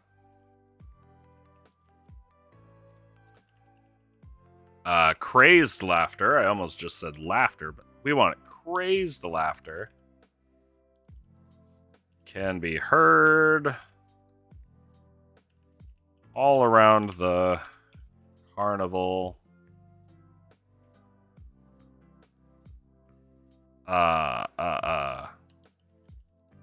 Accompanied by screams and crying in the distance. It's not a great time, but it's also a Halloween one-shot, so we want to make it as scary and disturbing as we can. Because that's really all we have.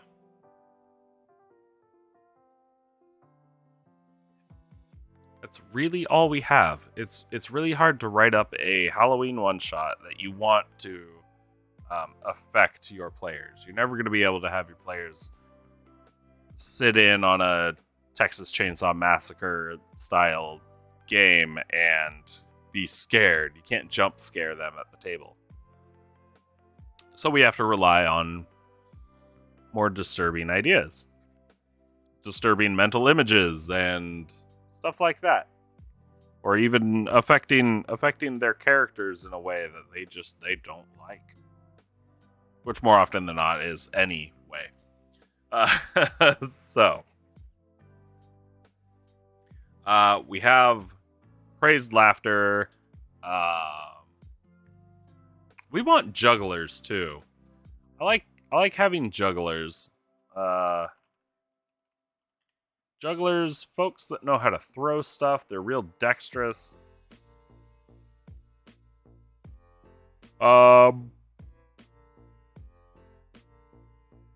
Trapeze artists, fire breathers. Here we go. Jugglers.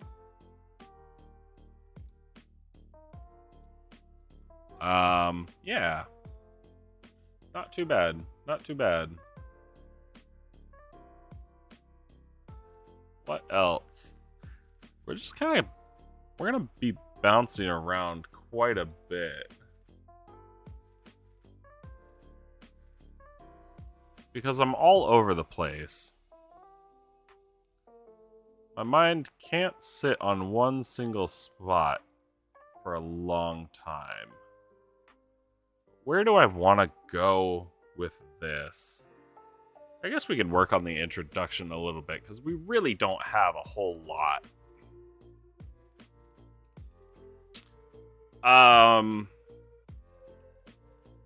So it is a traveling circus / carnival.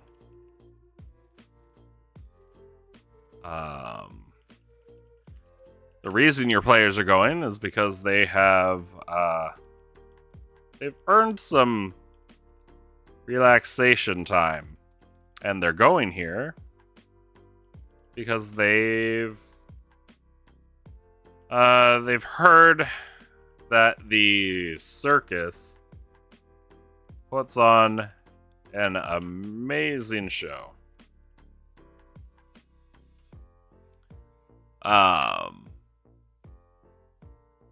Not too terrible. I don't have a name for it, though. I don't have a name for it. Not right now, anyway.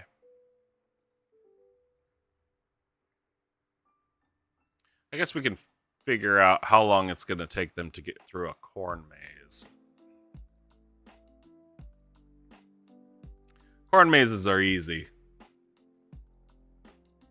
No, maybe it shouldn't be a corn maze. Now that I think about it. Corn maze takes time to put up.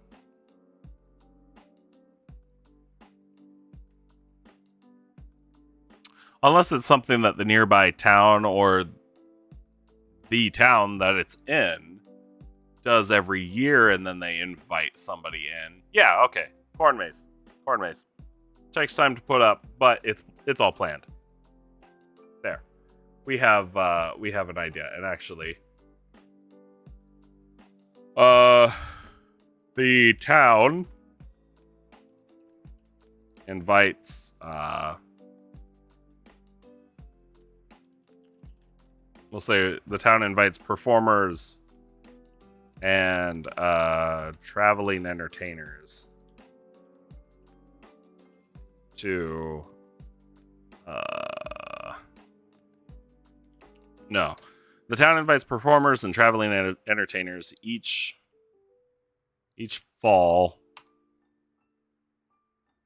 for the harvest celebration.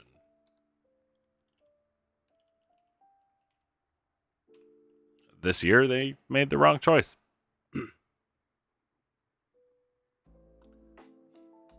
They've got those carnival games. We've got food vendors. Picnic area. We can build on the picnic area a bit. We have tables and chairs. Tables with benches. What else? How about small gazebos?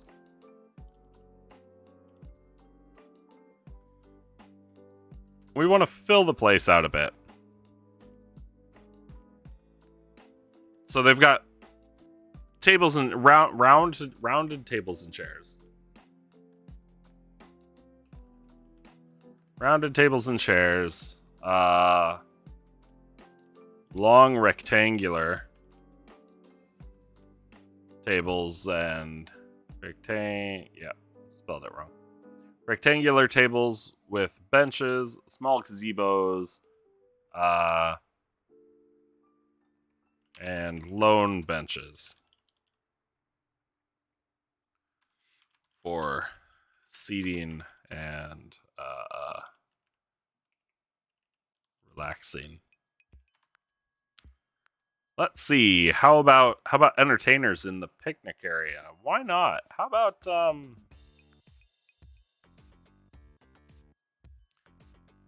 what about entertainers how about we have balloon animals? Balloon animal makers. We'll just say balloon animal makers. Yeah. We don't need a whole lot of entertainers. We'll have a couple jugglers in there too. Folks that kind of stay in their own space mostly. We don't need fire breathers around here. Not the first time through.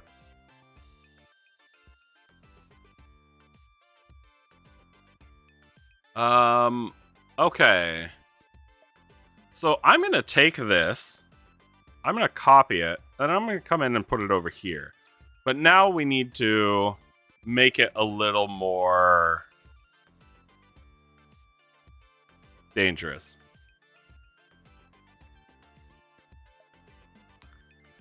So now they're not encounters. Or now they're not entertainers, they're encounters. We have the balloon animal makers. Maybe they're gone. But the balloon animals aren't. And we can have them as constructs. Or maybe, I'm not going to type maybe. Maybe they are just poison filled.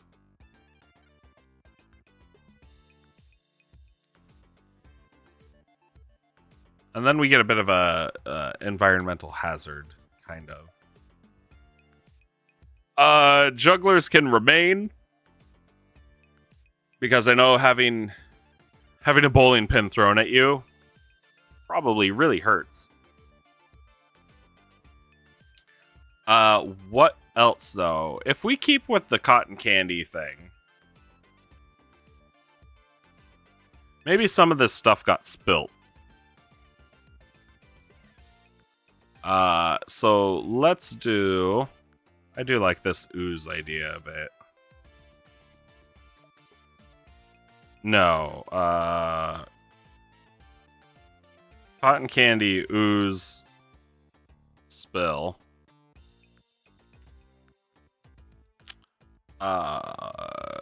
We'll just say sticky ground.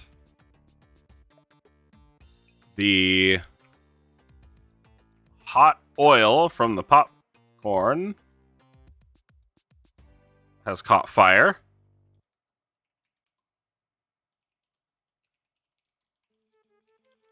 And the stand is burning down.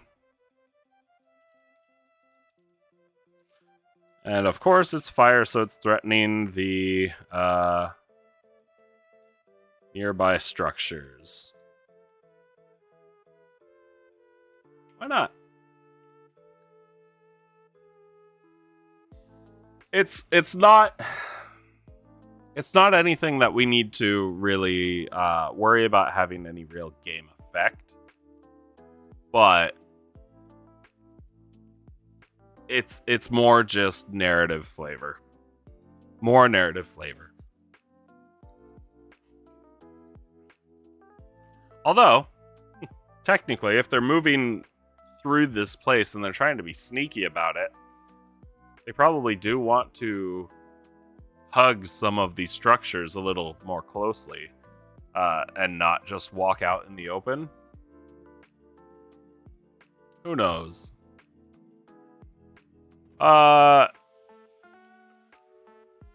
Could do the same thing.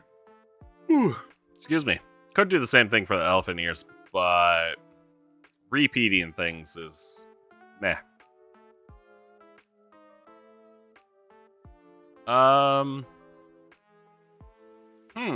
Not too bad.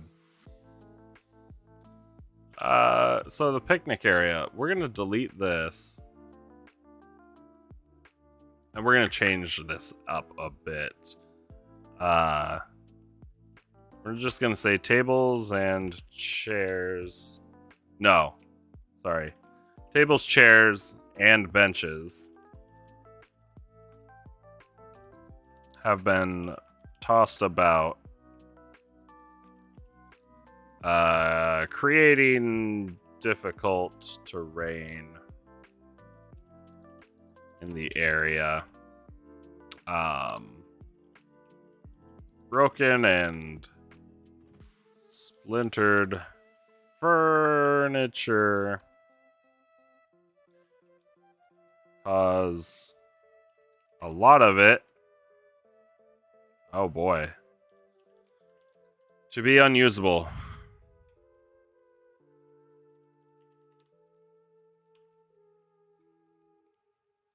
My spelling is really bad. There we go. We don't need a whole lot.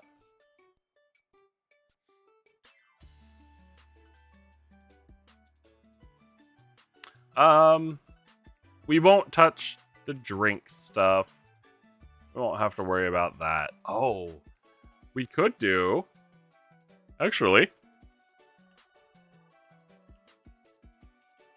we'll do shaved ice as well, just for funsies.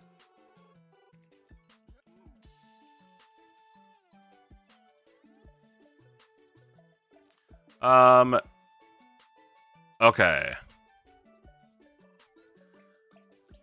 We want to have most, if not all, of the performers affected. We want them all to be aggressive now. We need something that ties them all together.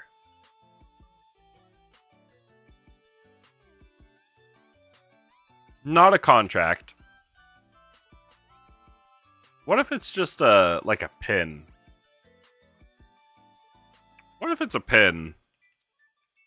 All performers throughout the carnival and circus wear a it'll be a pewter pin in the a pewter pin designed to look like a... Here's a question. If we want to make it really, like, if we want to make it fit real good, how many demon princes are there?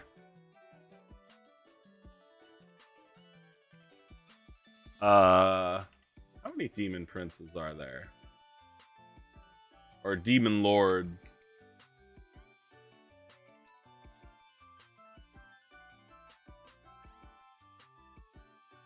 Looks like 8 of them. Wait.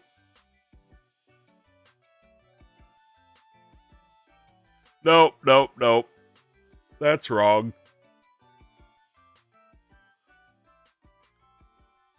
That's wrong. Because that said there were 9 of them. And that's not true. Because then it started talking about the 9 hells. And that's just not right.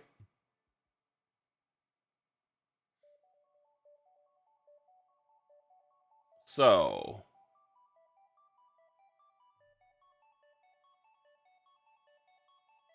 we have... a bunch that I don't know. But there we go. Yeah, so we want the demon princes. 4, 5, 6, 7, 8, 9, 10. Cool, 10 of them.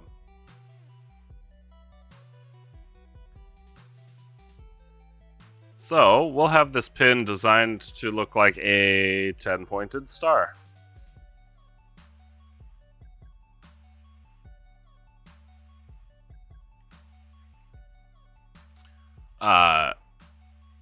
This way, you know, even if our players don't know, we know.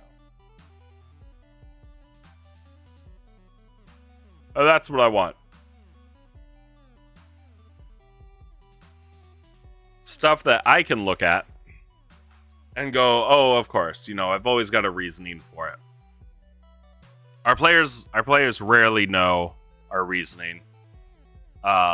And that's okay. We mostly just make sure that we have reasoning in case they ask.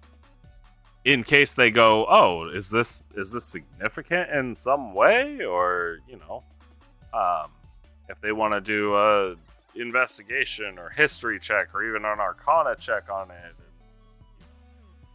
I always like making stuff make sense because it allows for those kind of checks to actually happen. And then when they do happen, I have an answer already prepared, and it's less work that I have to do on the spot.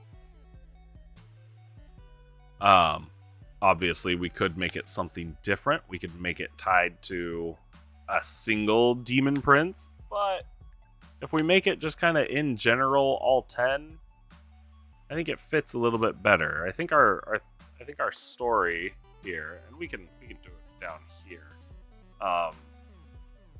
Our story is really that. Hold on. No, not backstory. We'll call it backstory. Our backstory is that Agatha, the hag, is working. She's working to bring more power to the demon armies in the Abyss. So she's not even doing it strictly to create chaos on the material plane, but she's actually working in tandem with some of the demon princes to help them bolster their armies. Because we all know that there's a huge fight between the demons and the devils. They don't get along. So Agatha the Hag is working to bring more power to the demon armies in the Abyss, achieving this goal by completing a sacrificial, that is a hard one, ritual using the crowd at the circus. Her ritual was designed? We'll go created. Her ritual was created to tear a pathway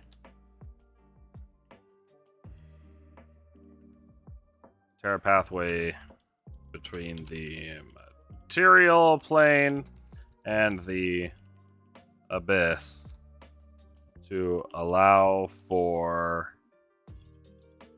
the souls of demons to come in and possess empty bodies. So they can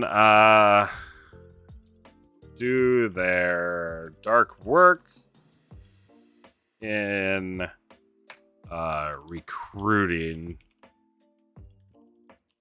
more souls to the Abyss. And this works. This works because that's the whole point. That is the entire point behind demons and devils and everything that they do to influence the material plane. They are there for souls they want to collect to bolster their own ranks. Devils do this through contracts. They get people to sign contracts and sign over their souls, or maybe other things that eventually will push them to wanting to sign over their soul in order to get it back. Demons, however, they have less rules. They don't need contracts in order to do that. And of course, an evil person, more often than not, will probably go to whatever plane of existence they, belong to, the god that they worshipped, and then punishments or rewards would be dished out there. Some may do such evil things that they don't ever even get there, and instead they're sent to more neutral planes of afterlife, like limbo, where they're just stuck forever. Others, though, on their own, may get sent to the Nine Hells with the devils, or the Abyss with the demons. And that can be... which way they go can be completely dependent on what they did in life to actually send them to those places. If they did evil things, but they weren't... they were more calculated, probably get sent to the Nine Hells, where you're stuck as a slave to devils. But if they were more bestial and chaotic in nature, likely sent to the Abyss, because it just fit them better that way. And then once there, their souls are quickly twisted into lower form demons and devils, depending on which place they're at. And then they slowly work their way up the ranks as they gain more power and whatnot. So that's usually how it goes. So demons being out in the world are either there to make people agree to work for them, and I mean make them. They're either there to make them agree to work for them, or they're there to corrupt other people and push them into doing just chaotically evil things. And both work. And that would be their dark work. And how they'd recruit more souls. What a lot of them are going to do is just torture people. A lot of them are just going to torture the people before they kill them. And they'll torture them to the point where they pledge allegiance to whatever demon prince there is or something like that. And they swear their soul on it. And they really make them mean it. Just to make it stop. So we're going real dark. Real dark. But again, it's a Halloween one-shot. We have to. Because we want it to have an effect. So come in and possess empty bodies so they can do their dark work and recruiting more souls to the Abyss.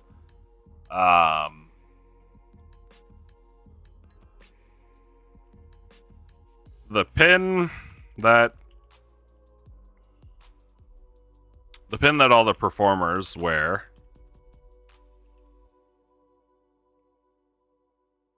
is a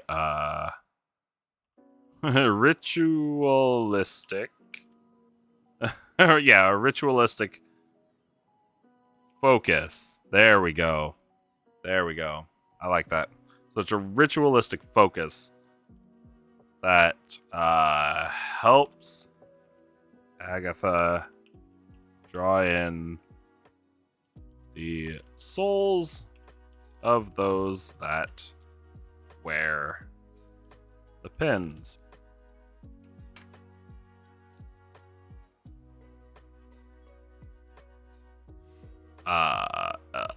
And fills the empty bodies with the souls of demons. There we go. And that's why all the clowns are evil. And that's why all the fire breathers are evil and whatnot. This works. It may not work on some of the trapeze artists or anybody that's flying through the air. Because they fall and drop and just bad things happen. Okay. Little bit of backstory. It's not bad. Let's see. The entire area is fenced in by a 10-foot tall wooden wooden fence. That works. More details. The entrance is a wide opening in the fence, accompanied by an arch. It's accompanied by an arch.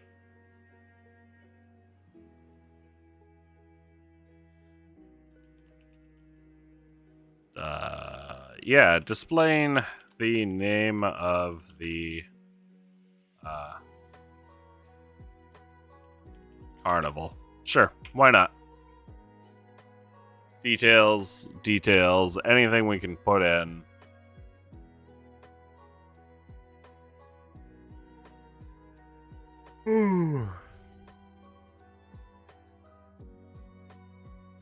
Why not?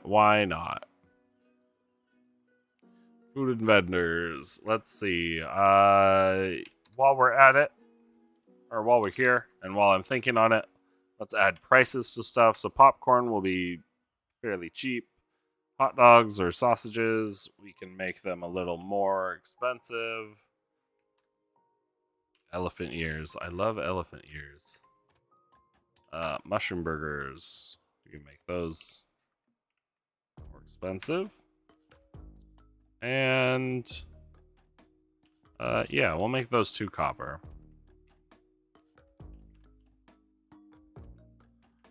Water and flavored water will be a couple copper.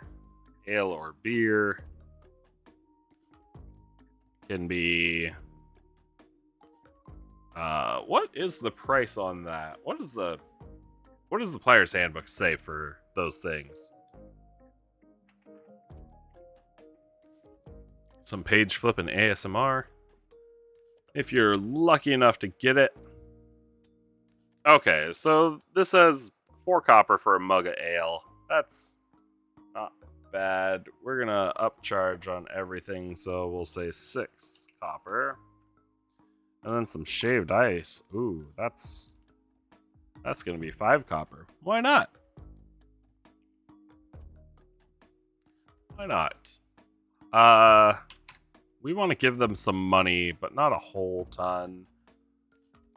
We'll say that we give them, we'll give them 15 copper, 3 silver, and 2 gold. To bring with them as spending money.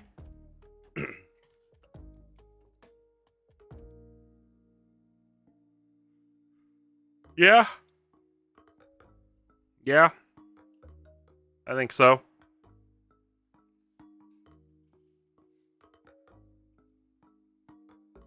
I need to make sure I know how much that is.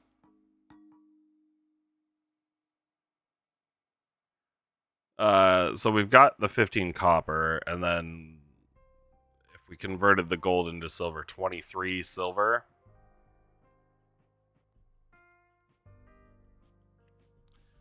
Okay. We need prices on these games. We need prices on these games. Let's say the ring toss.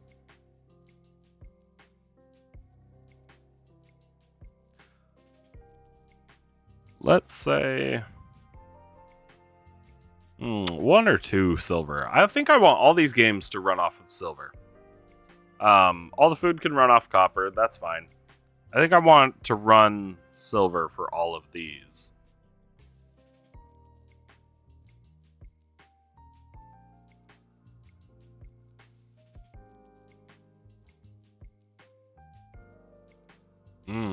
Actually,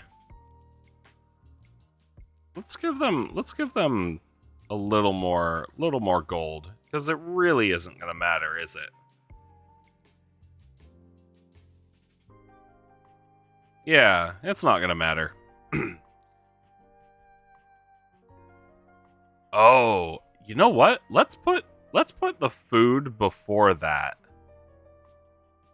If we put food before the games being right outside the corn maze would make a little more sense.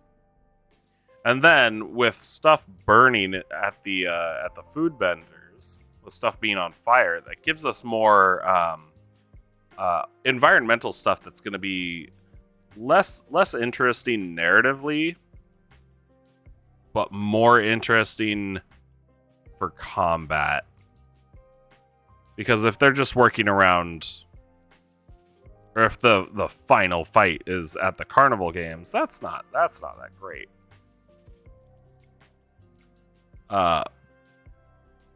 Yeah. And then also putting the food right at the entrance should help bring people in too. It would make more sense, right? Or it doesn't have to make sense. We don't need it to make sense. Yeah, we'll do what we want. So I'm gonna put the food right outside the entrance, or right inside the entrance. Ring toss, we're gonna say that that's gonna be 2 silver just because of the goldfish. Because might cost a lot to catch goldfish. Ring the bell, that can be 1 silver. Cup shuffle.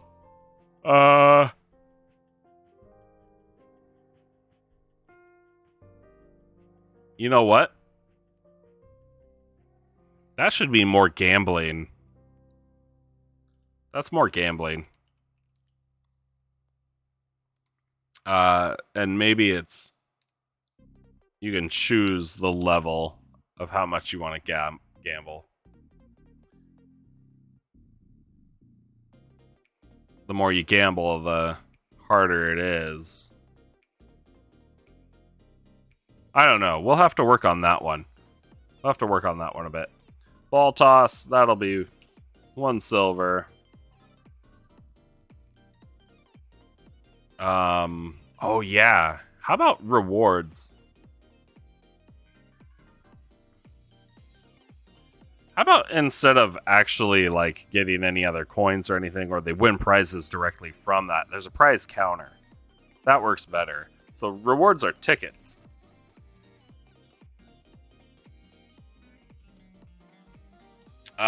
Yeah. We'll do that.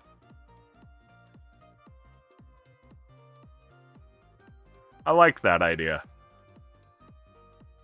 Make my players earn tickets so they can buy their prizes. That also means that we need to come up with ticket rewards per game.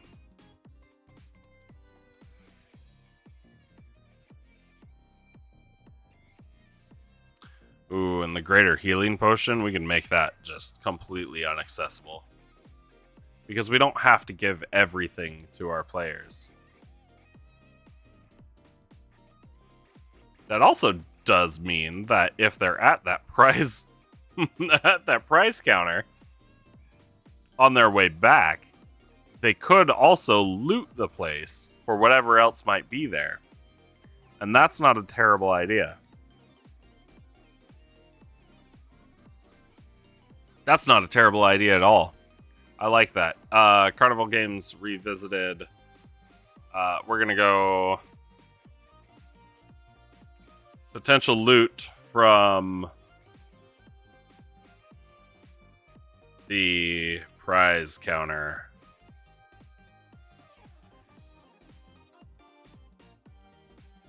Go back in here. We'll highlight these prizes. And then paste those in there. Okay. Cool. That's not bad at all. Pick a duck. Let's make that 1 silver.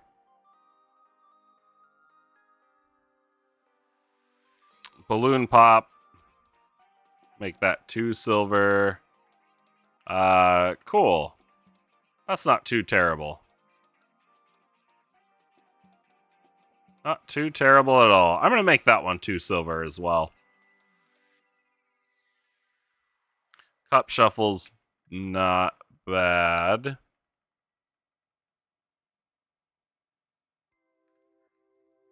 Yeah, we'll do that one. I think that all looks pretty good. I need another game that I can really, really charge a ton for.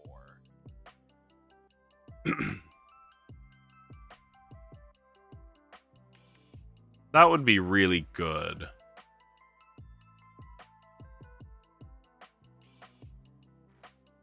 Oh well. We'll figure that out later.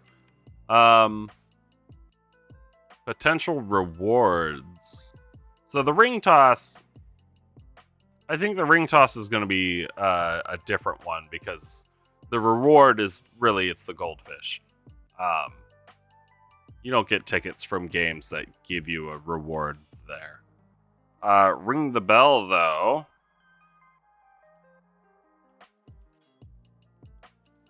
Let's say it's a reward of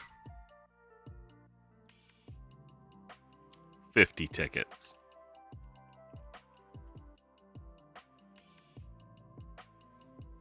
Cup shuffle. You get a reward of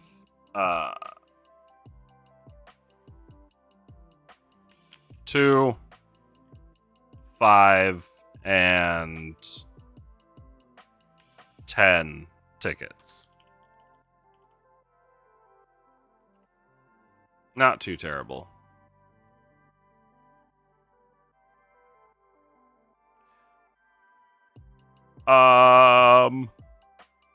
The ball toss. Let's make that. We can make that reward.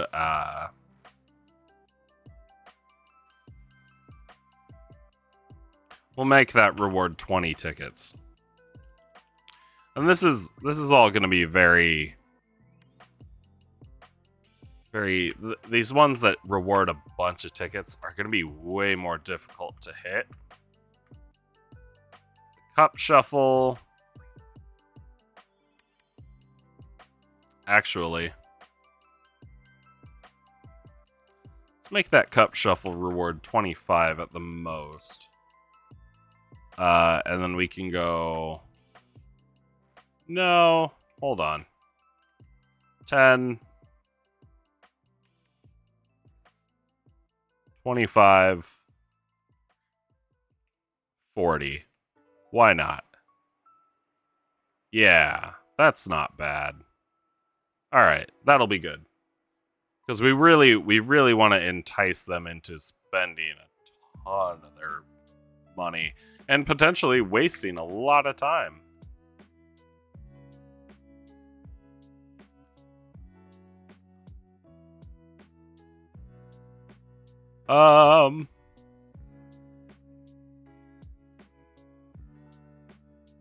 We have the ball toss.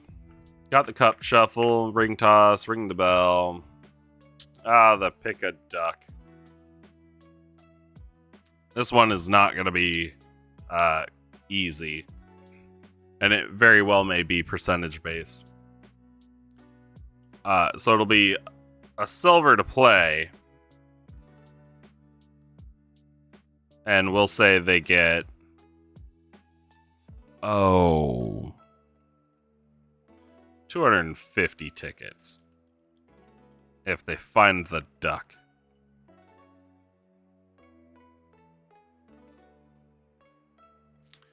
Now, how do we make that wisdom, intelligence, charisma based?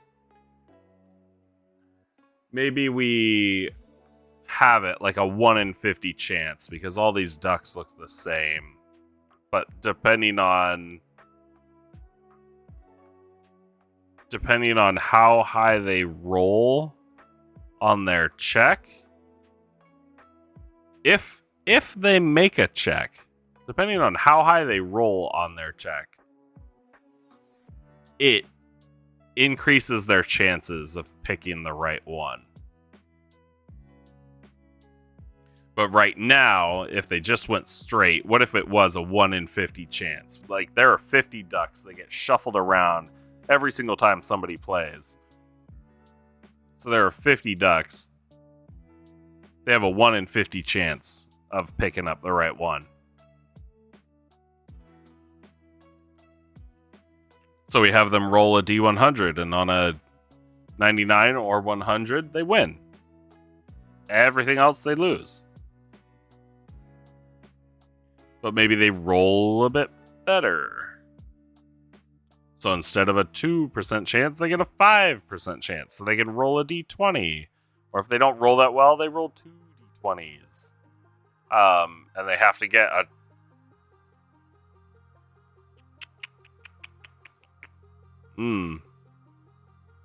What would they have to get? Maybe not. I don't know. Well, I'll have to figure something out. I can just have them roll a D20, and then on a 20, they find it. Because that's a 5% chance. We would have increased from a 2% chance to a 5% chance. Or if they roll really, really well, we can bump it up to just a D10, and then they have a 10% chance. Anything like that to kind of entice them. But they'd have to roll really well on their check, because it's all luck, kind of. But they'd have to roll really well on their check, and then get lucky on the roll. Unless they manage to roll really way insanely high, and they hit a crazy high DC, then we can just be like, oh, you're able to immediately like follow the game master's eyes to which duck is the correct one. We could do that. That's not bad. And I should probably type that in. So, let's say no ability check is 1D100 success on 99 or 100.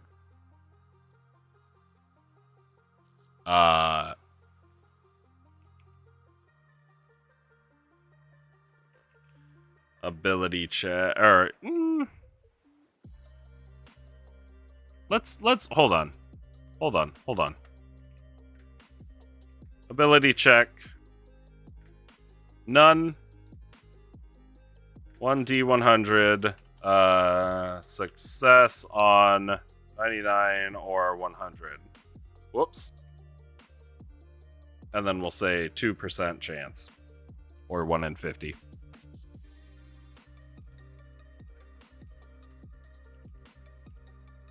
Okay. With a...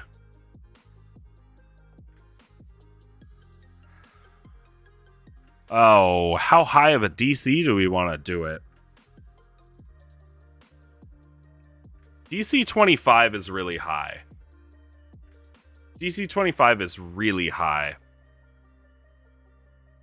Especially for 5th level characters. They'd have to have either a plus... They'd have to have a +5 at a minimum in the ability and roll a natural 20 in order to hit it. Like, they'd have to be built for this kind of thing. We'll make it 25. That way they're like, it's possible. It's possible. But they'd have to completely max it out. And it's not one of those things where it is not one of those things where somebody with like a bunch of expertise, although that's I guess a rogue with some really great insight expertise could pull it off. Yeah, it's possible. It's not outside the realm of possibility. we'll go with it. DC 25. Yeah, we'll say or higher.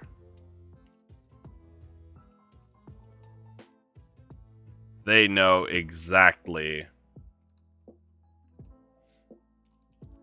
Able to spot exact duck. And then we'll just say 100% chance.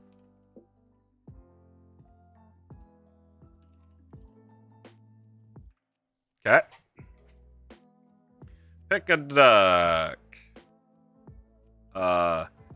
50 choices. Whoops. And only one is correct. If I could spell. I need another R. There we go. Okay. So we've got our bottom line and our top. We need some in-betweens. And we're going to go DCs. 25 is really high. 20 is possible. So we'll go 20 or higher. And they're able to spot the general area.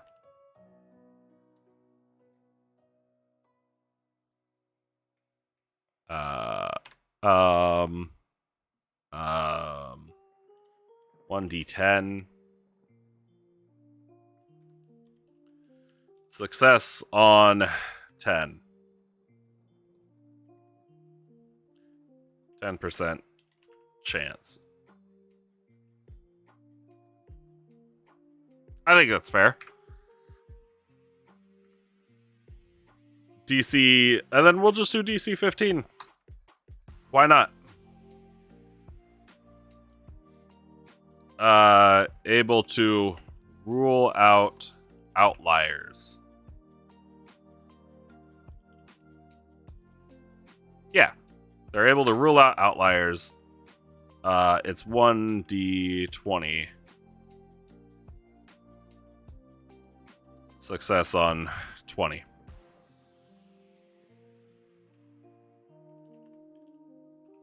There. That should keep them enticed. That should make sure that anybody that's actually playing is getting invested, because if they roll really high on that score, they're like, oh, hell yeah, this has got to be good.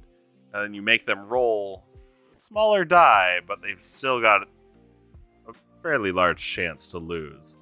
And I mean, to be fair, the 2 to 5 to 10, it doesn't sound like a lot, but you're also literally trying to, if it's a charisma check or a wisdom check, you might just be able, or you might be trying to just judge based on where the guy running the game is looking.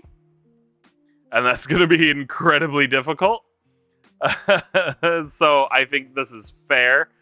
And then hitting that like 25 or higher is almost like incredibly impossible, but we're going to reward it with that 100% chance, because it just might be that quick half a second glance that they need, that incredible perception to be able to pick up on, to be able to see which duck it is. We could still make them roll for it, but we reward high rolls, and we reward characters that are built to be better at doing certain things. So anybody that is able to even consistently hit that 25 or higher mark should be rewarded for it. It's what they built their character to actually do. So you want the characters to feel like they're good at it. However, the jump from 10 to 100% chance is a little it's a big jump, especially for 20 to 25, but it's still a game. It's still a game, and we don't want them to have 250 tickets immediately. Because generally, people are going to lose a lot of money on this one. So the balloon pop, what are they trying to get? With the balloon pop, I think they're not only trying to hit one of the balloons, but I think they're also trying to find a very specific balloon.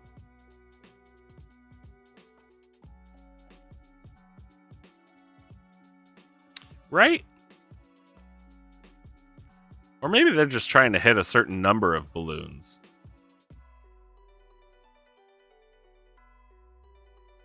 Maybe they're just trying to hit a certain number of balloons. Yeah. We'll say 5 darts. No. We'll say 3 darts. We want to make these fairly quick. 3 darts. Goal is to pop all 3 balloons.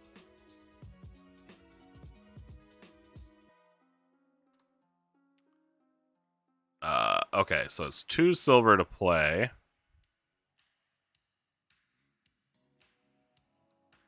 And then the reward is gonna be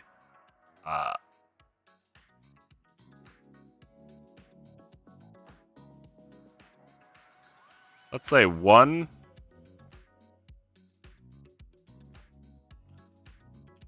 Let's say 1, 5, and 25. There we go. Yeah, we'll say a reward of 1, 5, 25 tickets. Because it's like, yeah, okay, everybody can hit 1 balloon with 3 tries. 2 balloons with 3 tries. That's not bad. 3 balloons with all 3 tries. All right. Now they're kind of impressive. We need DCs for those.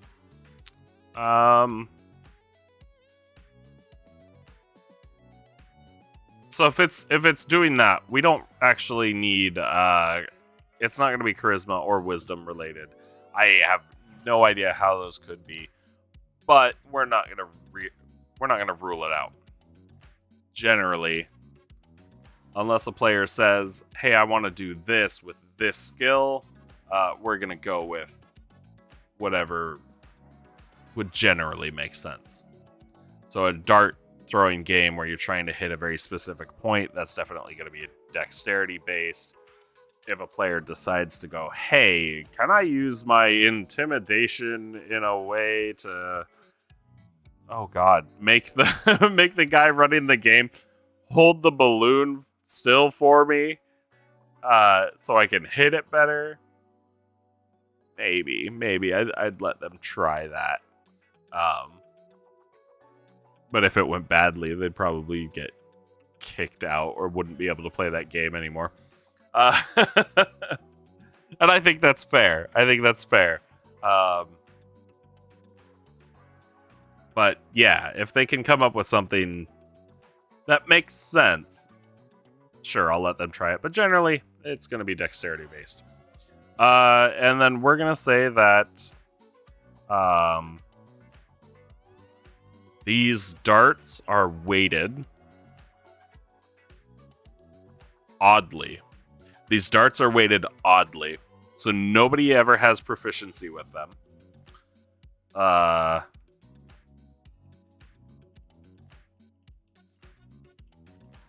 Oddly weighted darts, no proficiency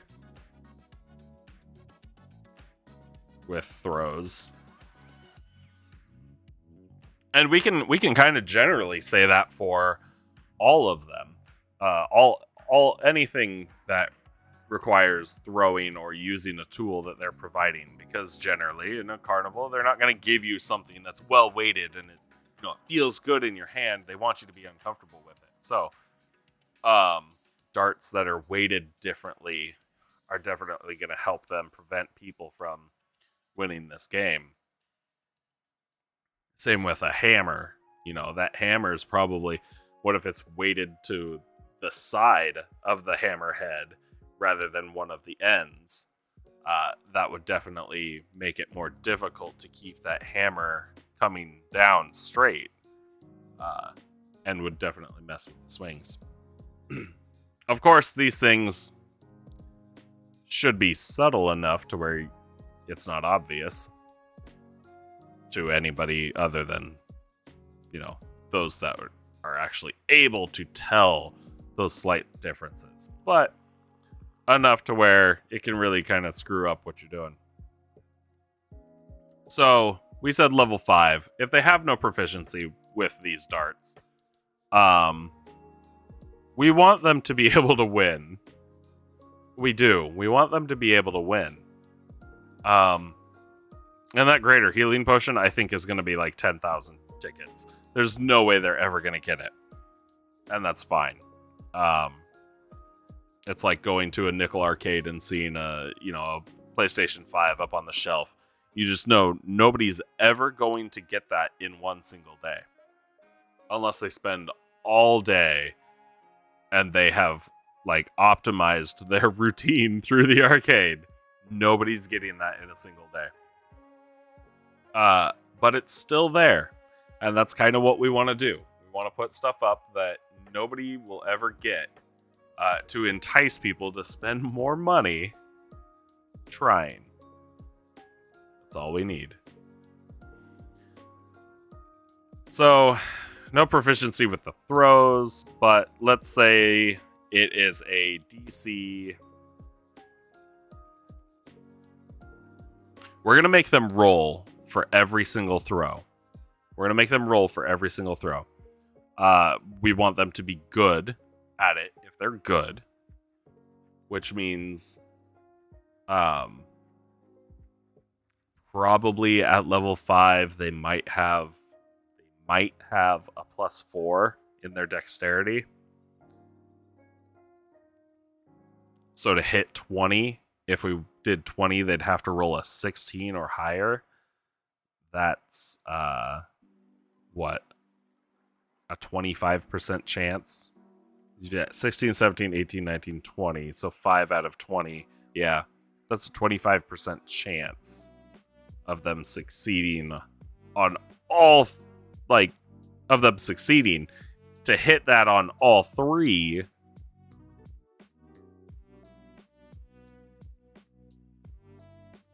that's going to be difficult. But it's doable. I'd think that that's doable. We can be nice. We can bump it to 30. That way they have to roll 15 on the die if they have a +4. So we'll make it DC 19 to hit a balloon. Yeah, that should be fine. I think that would be good. DC 19 to hit a balloon. And then, yeah, depending on how many balloons they pop, 1, they get 1 ticket, 2, they get 5. All 3, they get 25 tickets. It's not super difficult, but it's one of those things where, a kid is gonna do it, and we'll be really excited that they at least got 1. Not too bad.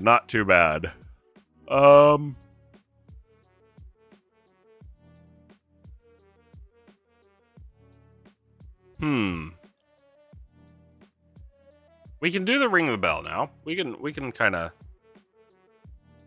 hit that one up. A reward of 50 tickets.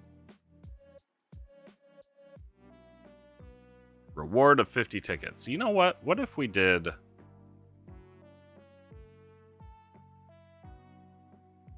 Let's make it 100. Not 1,000. We'll make it 100 tickets.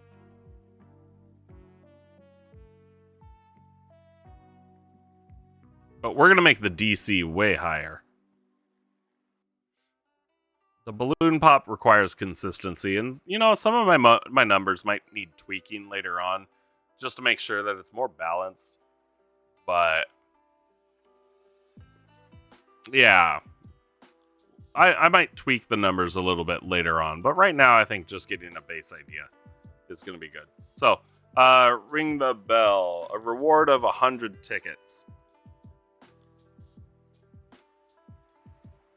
So,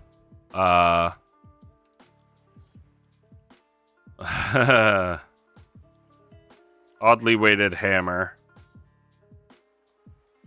No proficiency.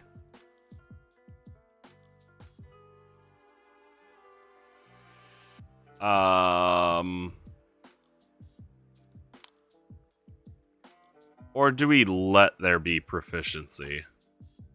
So at the worst, if I had a player, which I do, if I had a player that at level 5 had maximum strength, so at 20, plus their proficiency bonus, which I believe at level 5 was 3, they'd have a plus 8 to these swings. To these just straight swings. 5th level, plus 3. Yep. They'd have a plus 8. They'd have to roll really high.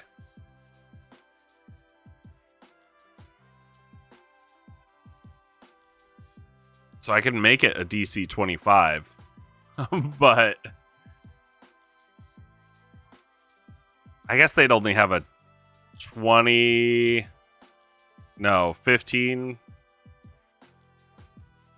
20% chance of winning.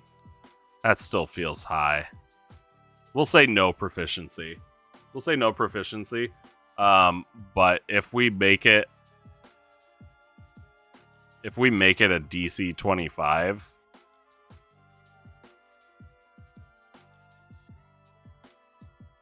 ooh. If we make it a DC 25, I don't know.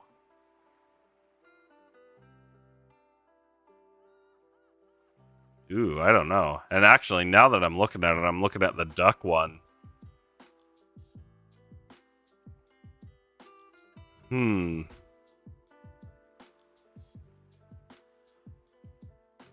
I guess it's more possible. I'm going to leave the duck one there. For the hammer, we won't do a DC 25. We'll take away the proficiency with it. But we will make it a DC of 22.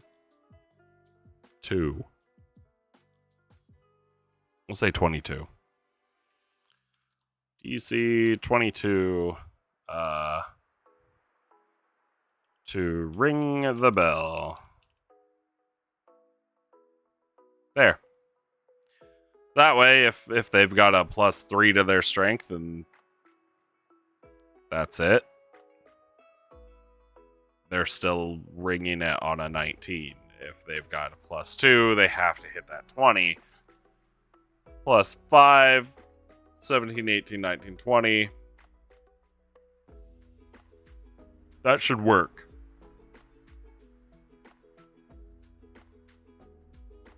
Okay, that's not bad. Now the ring toss should be fairly simple, but not easy.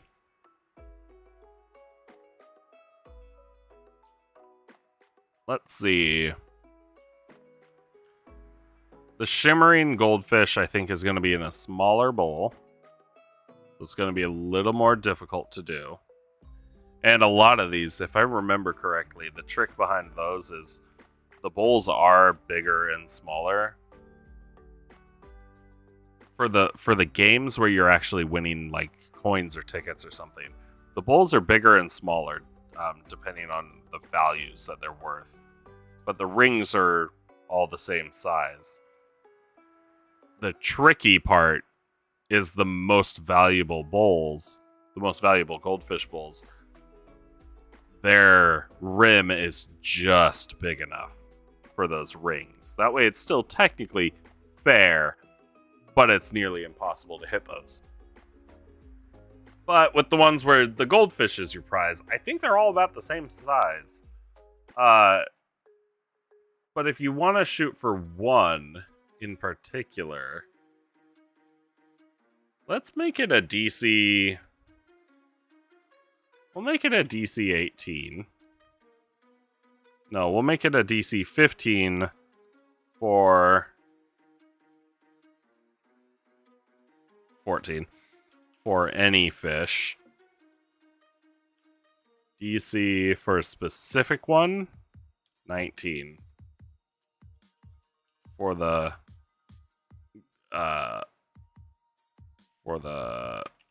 magic goldfish. Yeah, I think that's the best way I can put it right now.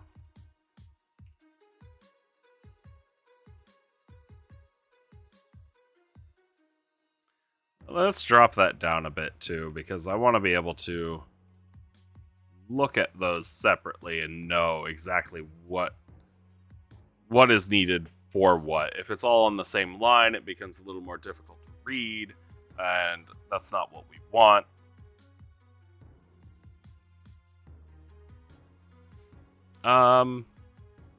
Okay. Not too bad. I've got... Let's put this down here. So I've got my DCs figured out. I still need to do the ball toss and cup shuffle. I've got this one figured out. Let's move this one down. The cup shuffle, gambling stuff is a little harder to do. Because you got to figure out how to make it fair. If you're intending to cheat, then obviously you run your NPC as cheating, and no matter what the players do, they can't ever actually win. But they might be able to figure out that the person's cheating. But with stuff like this, I don't want the person to cheat. But it is one of those things where it's like your chances of winning are probably going to stay the same regardless. Because you bet more and you might win more, no, your chances are going to go down. You risk more for a larger payout, but your chance is going to go down.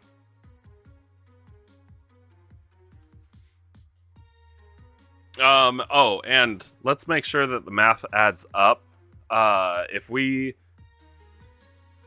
pay a game, we pay 1 for 1 game and win, it's 10. If we win 2, instead of paying 2, it's only 20, so we'd get more from paying the 2. Winning 3 would be 30, so we'd get more paying the 3. You return! Hey, welcome back, couriers.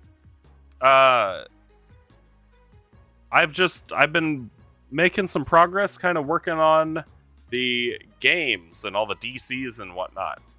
I want them to be a bit higher, make them a little bit more difficult, but we also want to entice our players with those prizes.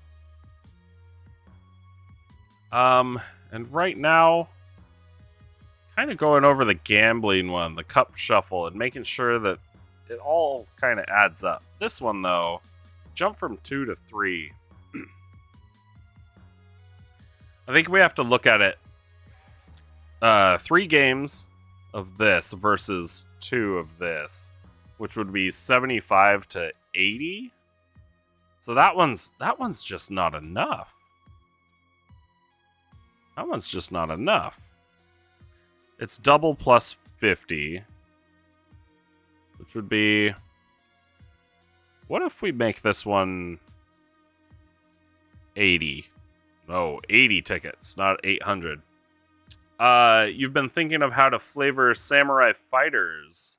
Also, if I need help with gambling, you can help me make games. You know what? Yeah, anything you wanna put forward, I am more than happy to hear. Just because gambling in D&D and gambling in tabletop games is always difficult. It's always difficult. Let's see. We'll do slow DC, because that's going to be the one where you spend 1 silver. We'll make that 15. Medium. Oof. Medium DC. We're going to bump it up to 18. We're going to bump it up to 18. And then we're going to do the fast DC. And this one, actually, I think we're going to make it like... I think we're going to make this one 25. Because the payout is so high. Okay. So you have 2 d6s, you place a bet, and you and the dealer each roll 2 d6s. Okay. Yeah, I think those DCs are alright. They're not terrible. You have to get closer to 12 than the other person. Okay. It's starting to sound kind of like poker.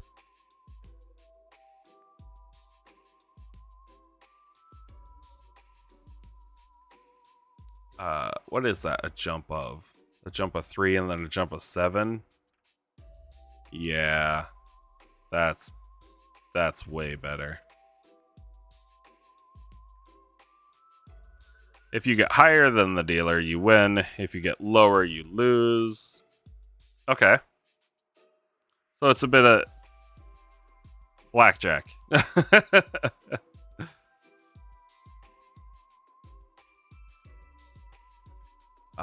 Yeah, this is what I want, because we wanna lull them into a false sense of security with the more profitable games. But boy, if they actually win, it's not gonna be a huge payout, is it? Let's make it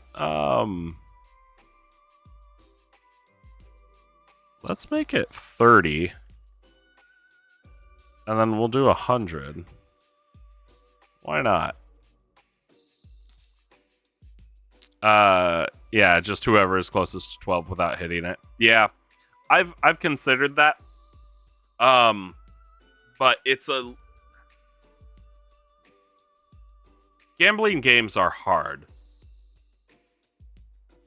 Gambling games are hard. Do I have a halfling in my party? Luckily, no. No, luckily, no. But yeah, that halfling luck. Oof. But I find them hard because you want to make it all. No, you don't want it all to only be the player playing. You want to involve their character as well. Although sometimes it's kind of unavoidable, like with puzzles and stuff in the game, especially stuff when it's like, oh, you have to crack the code. It's never their character cracking the code, it's always the player. Although you can do your best to involve their character as much as possible. But including games like blackjack works. It's really completely luck based, unless you're counting cards. But blackjack's really luck based. Poker is different. So you could do blackjack and just have them roll dice and then add more dice and do whatever. But if you want to do something a little more involved, like a poker game, you can do the same thing, but then you have to figure out how how their charisma rolls and insight rolls are gonna play a part in the game, because poker isn't just about trying to build the best hand, it's also about trying to read your opponent and trying to figure out if it's even worth it to continue to play. Yeah, those games are a little bit harder. Liar's Dice, if I knew how to play Liar's Dice, which one of these days I really should just learn, I think is a lot easier to adapt to tabletop games, but at the same time, you still run into that issue of how do I include the human part of it? And how do I make it so it's not my player just reading me, and it's their character reading the NPC? Because I'd like to think that I've got a pretty good poker face, and I don't want that to influence how well my players do in the game against the NPCs that I create. Especially if I create an NPC that's supposed to be just like every emotion is on their face all the time, and they're not able to ever hide it. Excuse me, I am yawning all day long. I was tired all day yesterday, and I think it's carried over to today. I want to add more prizes. And we need to add costs to these prizes. I think I said Greater Healing Potion was going to be like 10,000 tickets.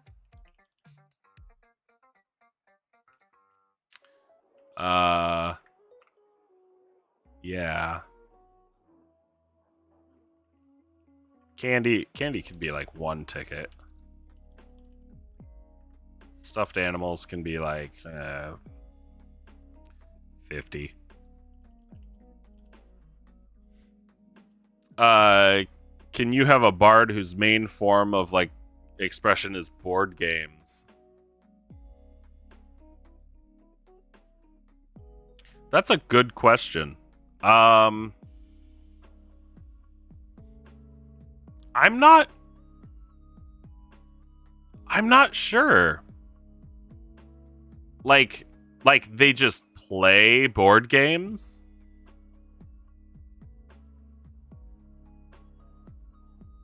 Or are they creating them? Because can I have a Dungeon Master Bard? Yes, you absolutely can. That I will say 100% yes, you can have a Dungeon Master Bard.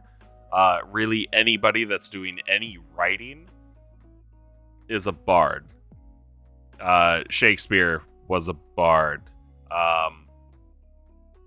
Anybody creating music is a bard. Anybody writing poems is a bard.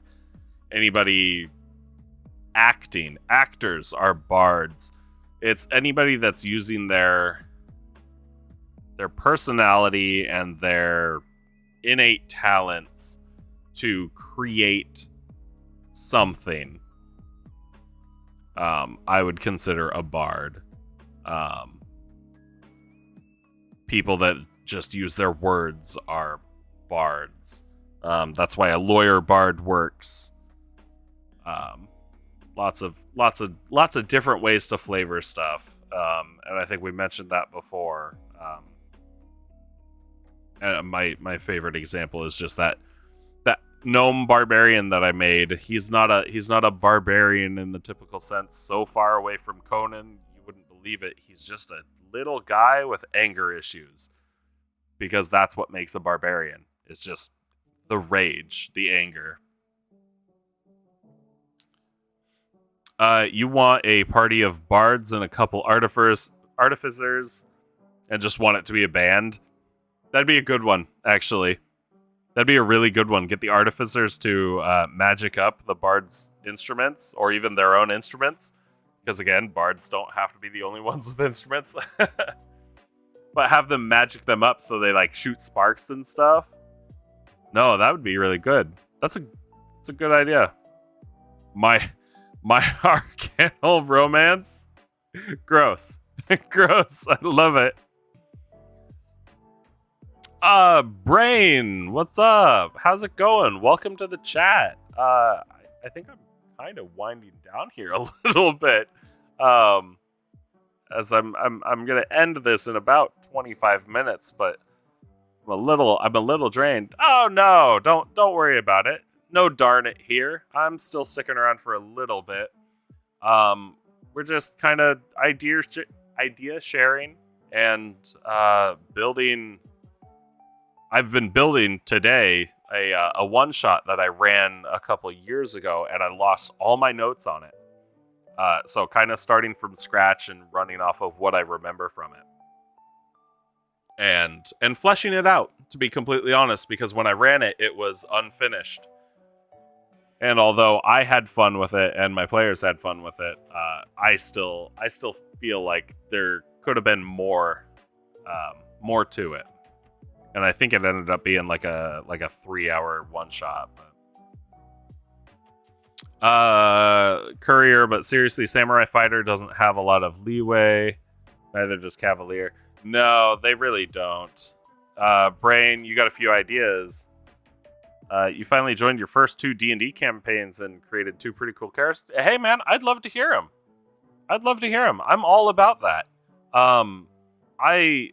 That's what I want to do with these. Every Saturday and Monday, I just want to kind of come in here, chill, be able to do some of my D&D planning while chatting about the stories that my players have gotten up to, or the stuff that I've done, and hear about your guys' stuff. That's really why I'm here.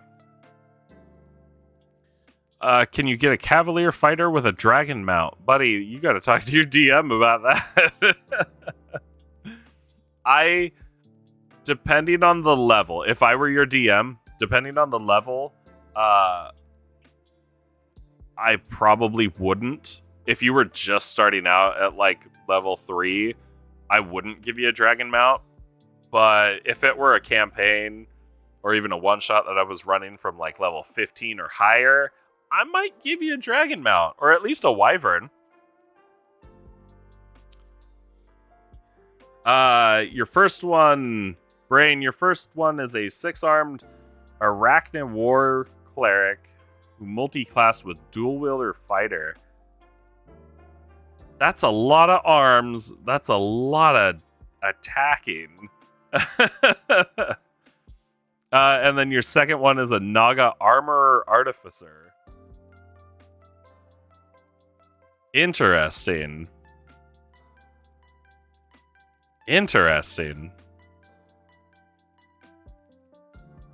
Very cool. You don't see a whole lot of the more weirder races from various stuff. Is that plane shift stuff? Is that oh, what's the word I'm looking for? Is it actual Wizards published stuff, or is it homebrew stuff?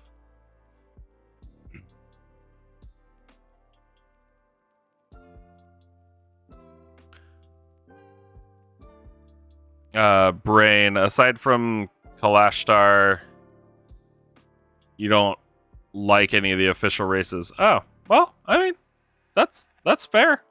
We all like what we like. There are definitely some races that I will never even consider playing.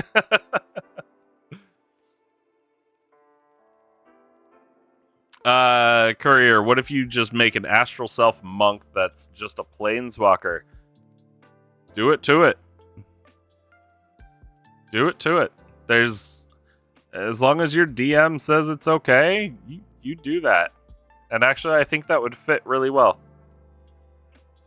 Brain, Plate Shift is semi-official, while the Arachnid is pure homebrew, but according to my DM, a pretty good one. Hey, if your DM allows it, that's cool. That's cool. I have one of my players is actually playing a. She came to me and asked if she could do it, and I okayed it after kind of looking up some other more balanced homebrew stuff. She's playing a half orc, half elf, so she's half orc and half elf. What did we call it? I think just an orc elf or elf orc or something weird. But yeah, nothing wrong with homebrew if your DM allows it. And I mean, God, if I'm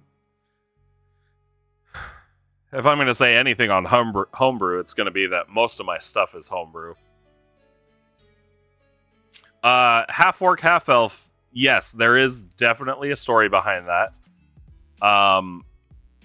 And my players, we're all close friends. It's pretty much myself and a friend that I've known since high school, both of our wives, and then a work friend that we got real close with. So we're real tight-knit, and I try not to destroy anything that they create too much, but they do give me a lot of creative leeway with what we're doing with their stories. And her orc elf, or whatever we decided to call it, she wrote up a story about her dad's a high elf and her mom's a full-blooded orc, and they just happened to get together, and then when she was born, they were kind of ostracized for their relationship, and then they went and gave her off to a monastery to keep her safe while they did whatever. They just kind of like fucked off for a while. And that's what she gave me, and I was like, okay, that's cool. I'm definitely gonna ruin that. And I gotta check this, and I don't think my players are gonna read any of this. But if you do ever watch this and you know who I'm talking to, don't listen to this next part unless you really want it ruined. I'm making her dad not a great person in my campaign, and her mom is less her mom and more an experiment, and that's how she was created. Because she's literally the only elf orc in the entire world. So, creative leeway, and I'm gonna do what I can to give her a really, really good personal story that should help her character kind of evolve. Bray, there are 3 sub-races for the Arachna, though all of them are vastly different. 6-armed with 5 eyes, half spider with 8 eyes, or just a drider. All right. No, it's her mother. Her mother, that's the pure-blood orc. Father is a high elf. And I think I'm going to have him kind of a weird... I guess Artificer would fit best, but I don't want to give him a class. I'm just going to give him some abilities and stuff. Or just make him kind of a scientist dude that's doing real bad stuff. You meant the other way around, but point still stands, yes. Yeah. But no, it should be good. I'm looking forward to being able to play some more with them. I haven't really talked about my campaign at all this session or this stream, and maybe I'll do it on Monday when I do this again, when I stream more like campaign building and stuff. Maybe I'll just talk about my campaign and where they've gotten. But yes, exactly, Bray. Trauma is the best character development. I'm traumatizing my wife right now in her character. My friend, I'll be traumatizing him after the arena, I think. Hey, Sushi, welcome. Glad you showed up. Oh God, I might stick around for a little bit longer if a bunch of people are going to be showing up. Who else? Our cleric, our work friend, I don't think I'm going to traumatize him. I think his personal story is more like a treasure hunt kind of thing, scavenger hunt. I think that's about it. What they are going to have to do, although, traumatizing is good, can't hear me because your volume is turned down. Because you're at work right now. Oh, okay. You can't hear me, but you can see that, hopefully. I'm glad you showed up anyway. But I'm trying not to traumatize my... Yeah, you see me. I'm trying not to traumatize my players too much. My main goal for this campaign, for their personal stories before they hit the real big stuff, is that I want to make them make really difficult choices, which I guess can be traumatizing. But I think putting the players in a position where they have to make a real tough choice about their characters is going to make for a really, really great story. Brain, your arachnid was straight up near killed when you escaped the Underdark when he was young. Immediately caught in the crossfire between two nations. Saved just barely after a cleric was looking for survivors and found you on the verge of death. That's a good backstory. I like that. It makes me wonder how your character felt about the two nations that were at war. Bye, Sushi. Thanks for showing up. Yeah. Or was the crossfire that he was caught in just kind of inconsequential to him?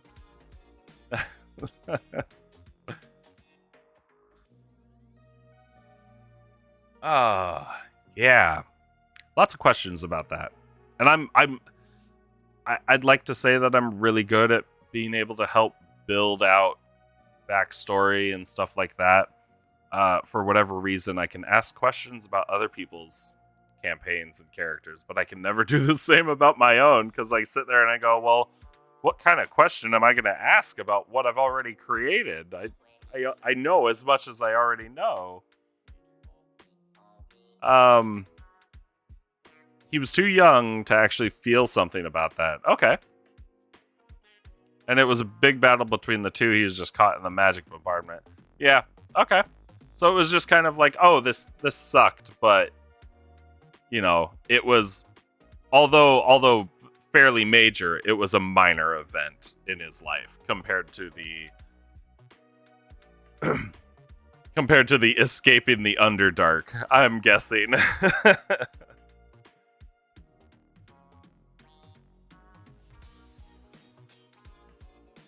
All right.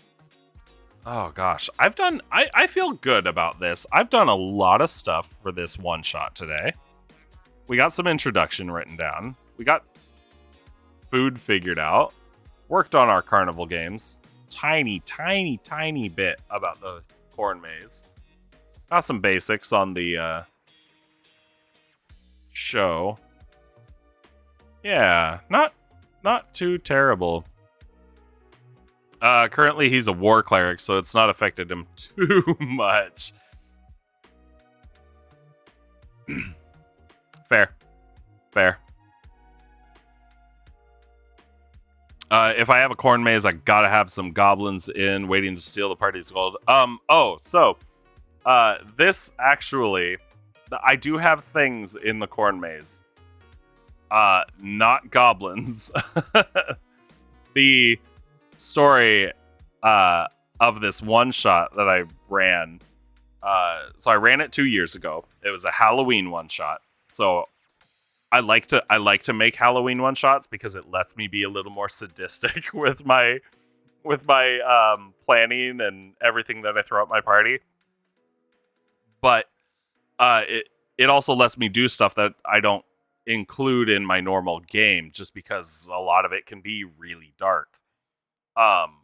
This specific one was a carnival circus one shot. I had them go in and I was like, hey guys, it's fun. Everything's gonna be fine. Here's some food that you guys can eat in game. It's not poisoned. Like Scout's honor, it's not poisoned. I was like, you're a grimdark junkie? Nice. So you might like some of this. But I was also like, oh, here's some carnival games. Here's some stuff that you guys can just burn some of your coin on and maybe win some prizes. And then afterwards I was like, oh, and there's a big show in this amount of time. So you guys want to get to the big tent at the top of the hill. And they did all of that and they went through and, it was just kind of like, oh yeah, this is normal carnival stuff. It's not bad. And then they got to the tent. And that's where they witnessed the ritual being run by a hag where she essentially sacrificed a bunch of people and caused all the entertainers and whatnot throughout the carnival to become possessed by demons, I think they were, which let me throw a bunch of evil clowns at my players, a couple of which do not like clowns. So I threw some evil clowns at my players that just started laughing and running after them and trying to hurt them. I used fire breathers as enemies.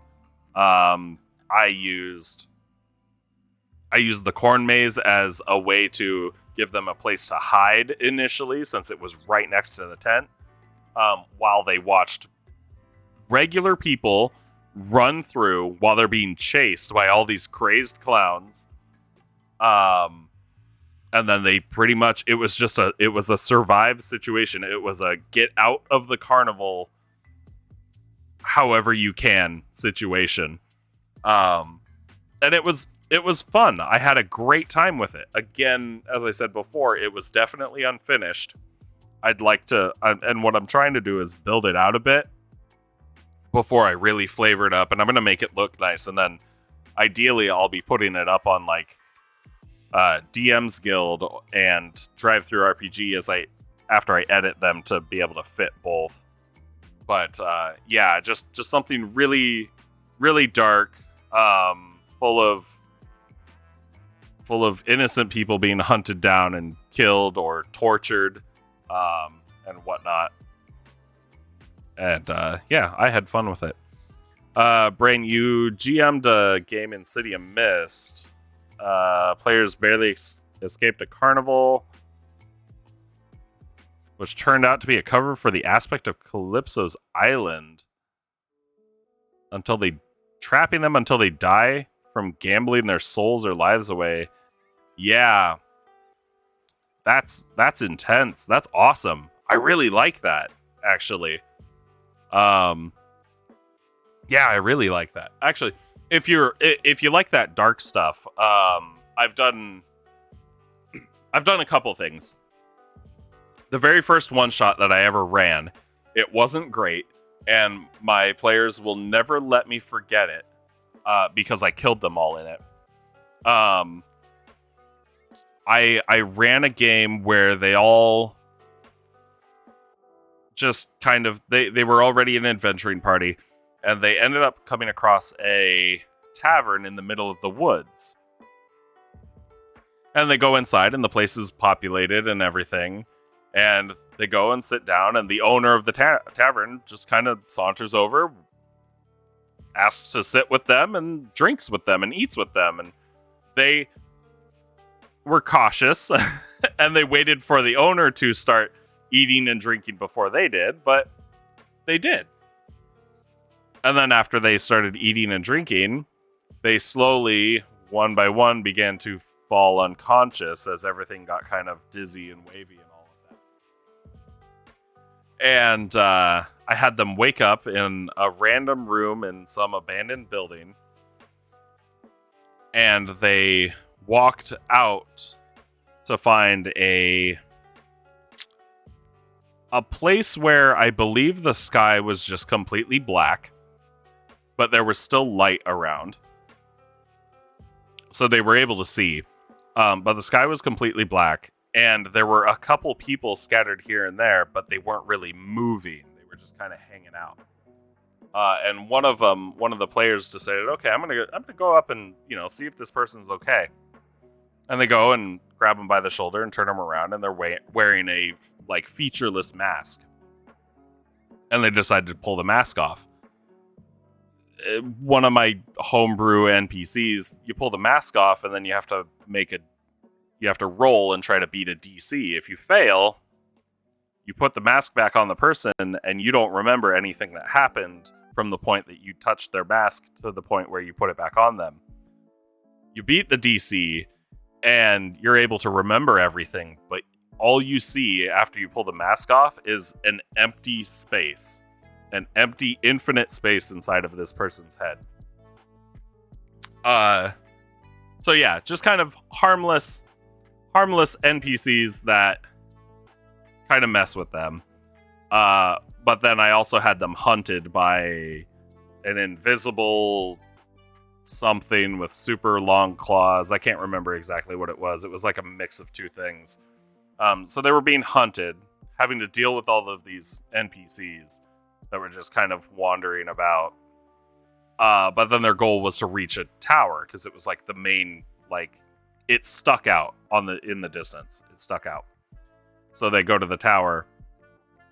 And on the way there, the entire place, this entire plane where they're at, is real dull. It's blank. There's not a whole lot going on. And my idea behind it was, I'm going to have, it may not affect the players, but I can at least affect their characters. And I had their characters slowly become like, they moved slower, they stopped seeing color, they stopped,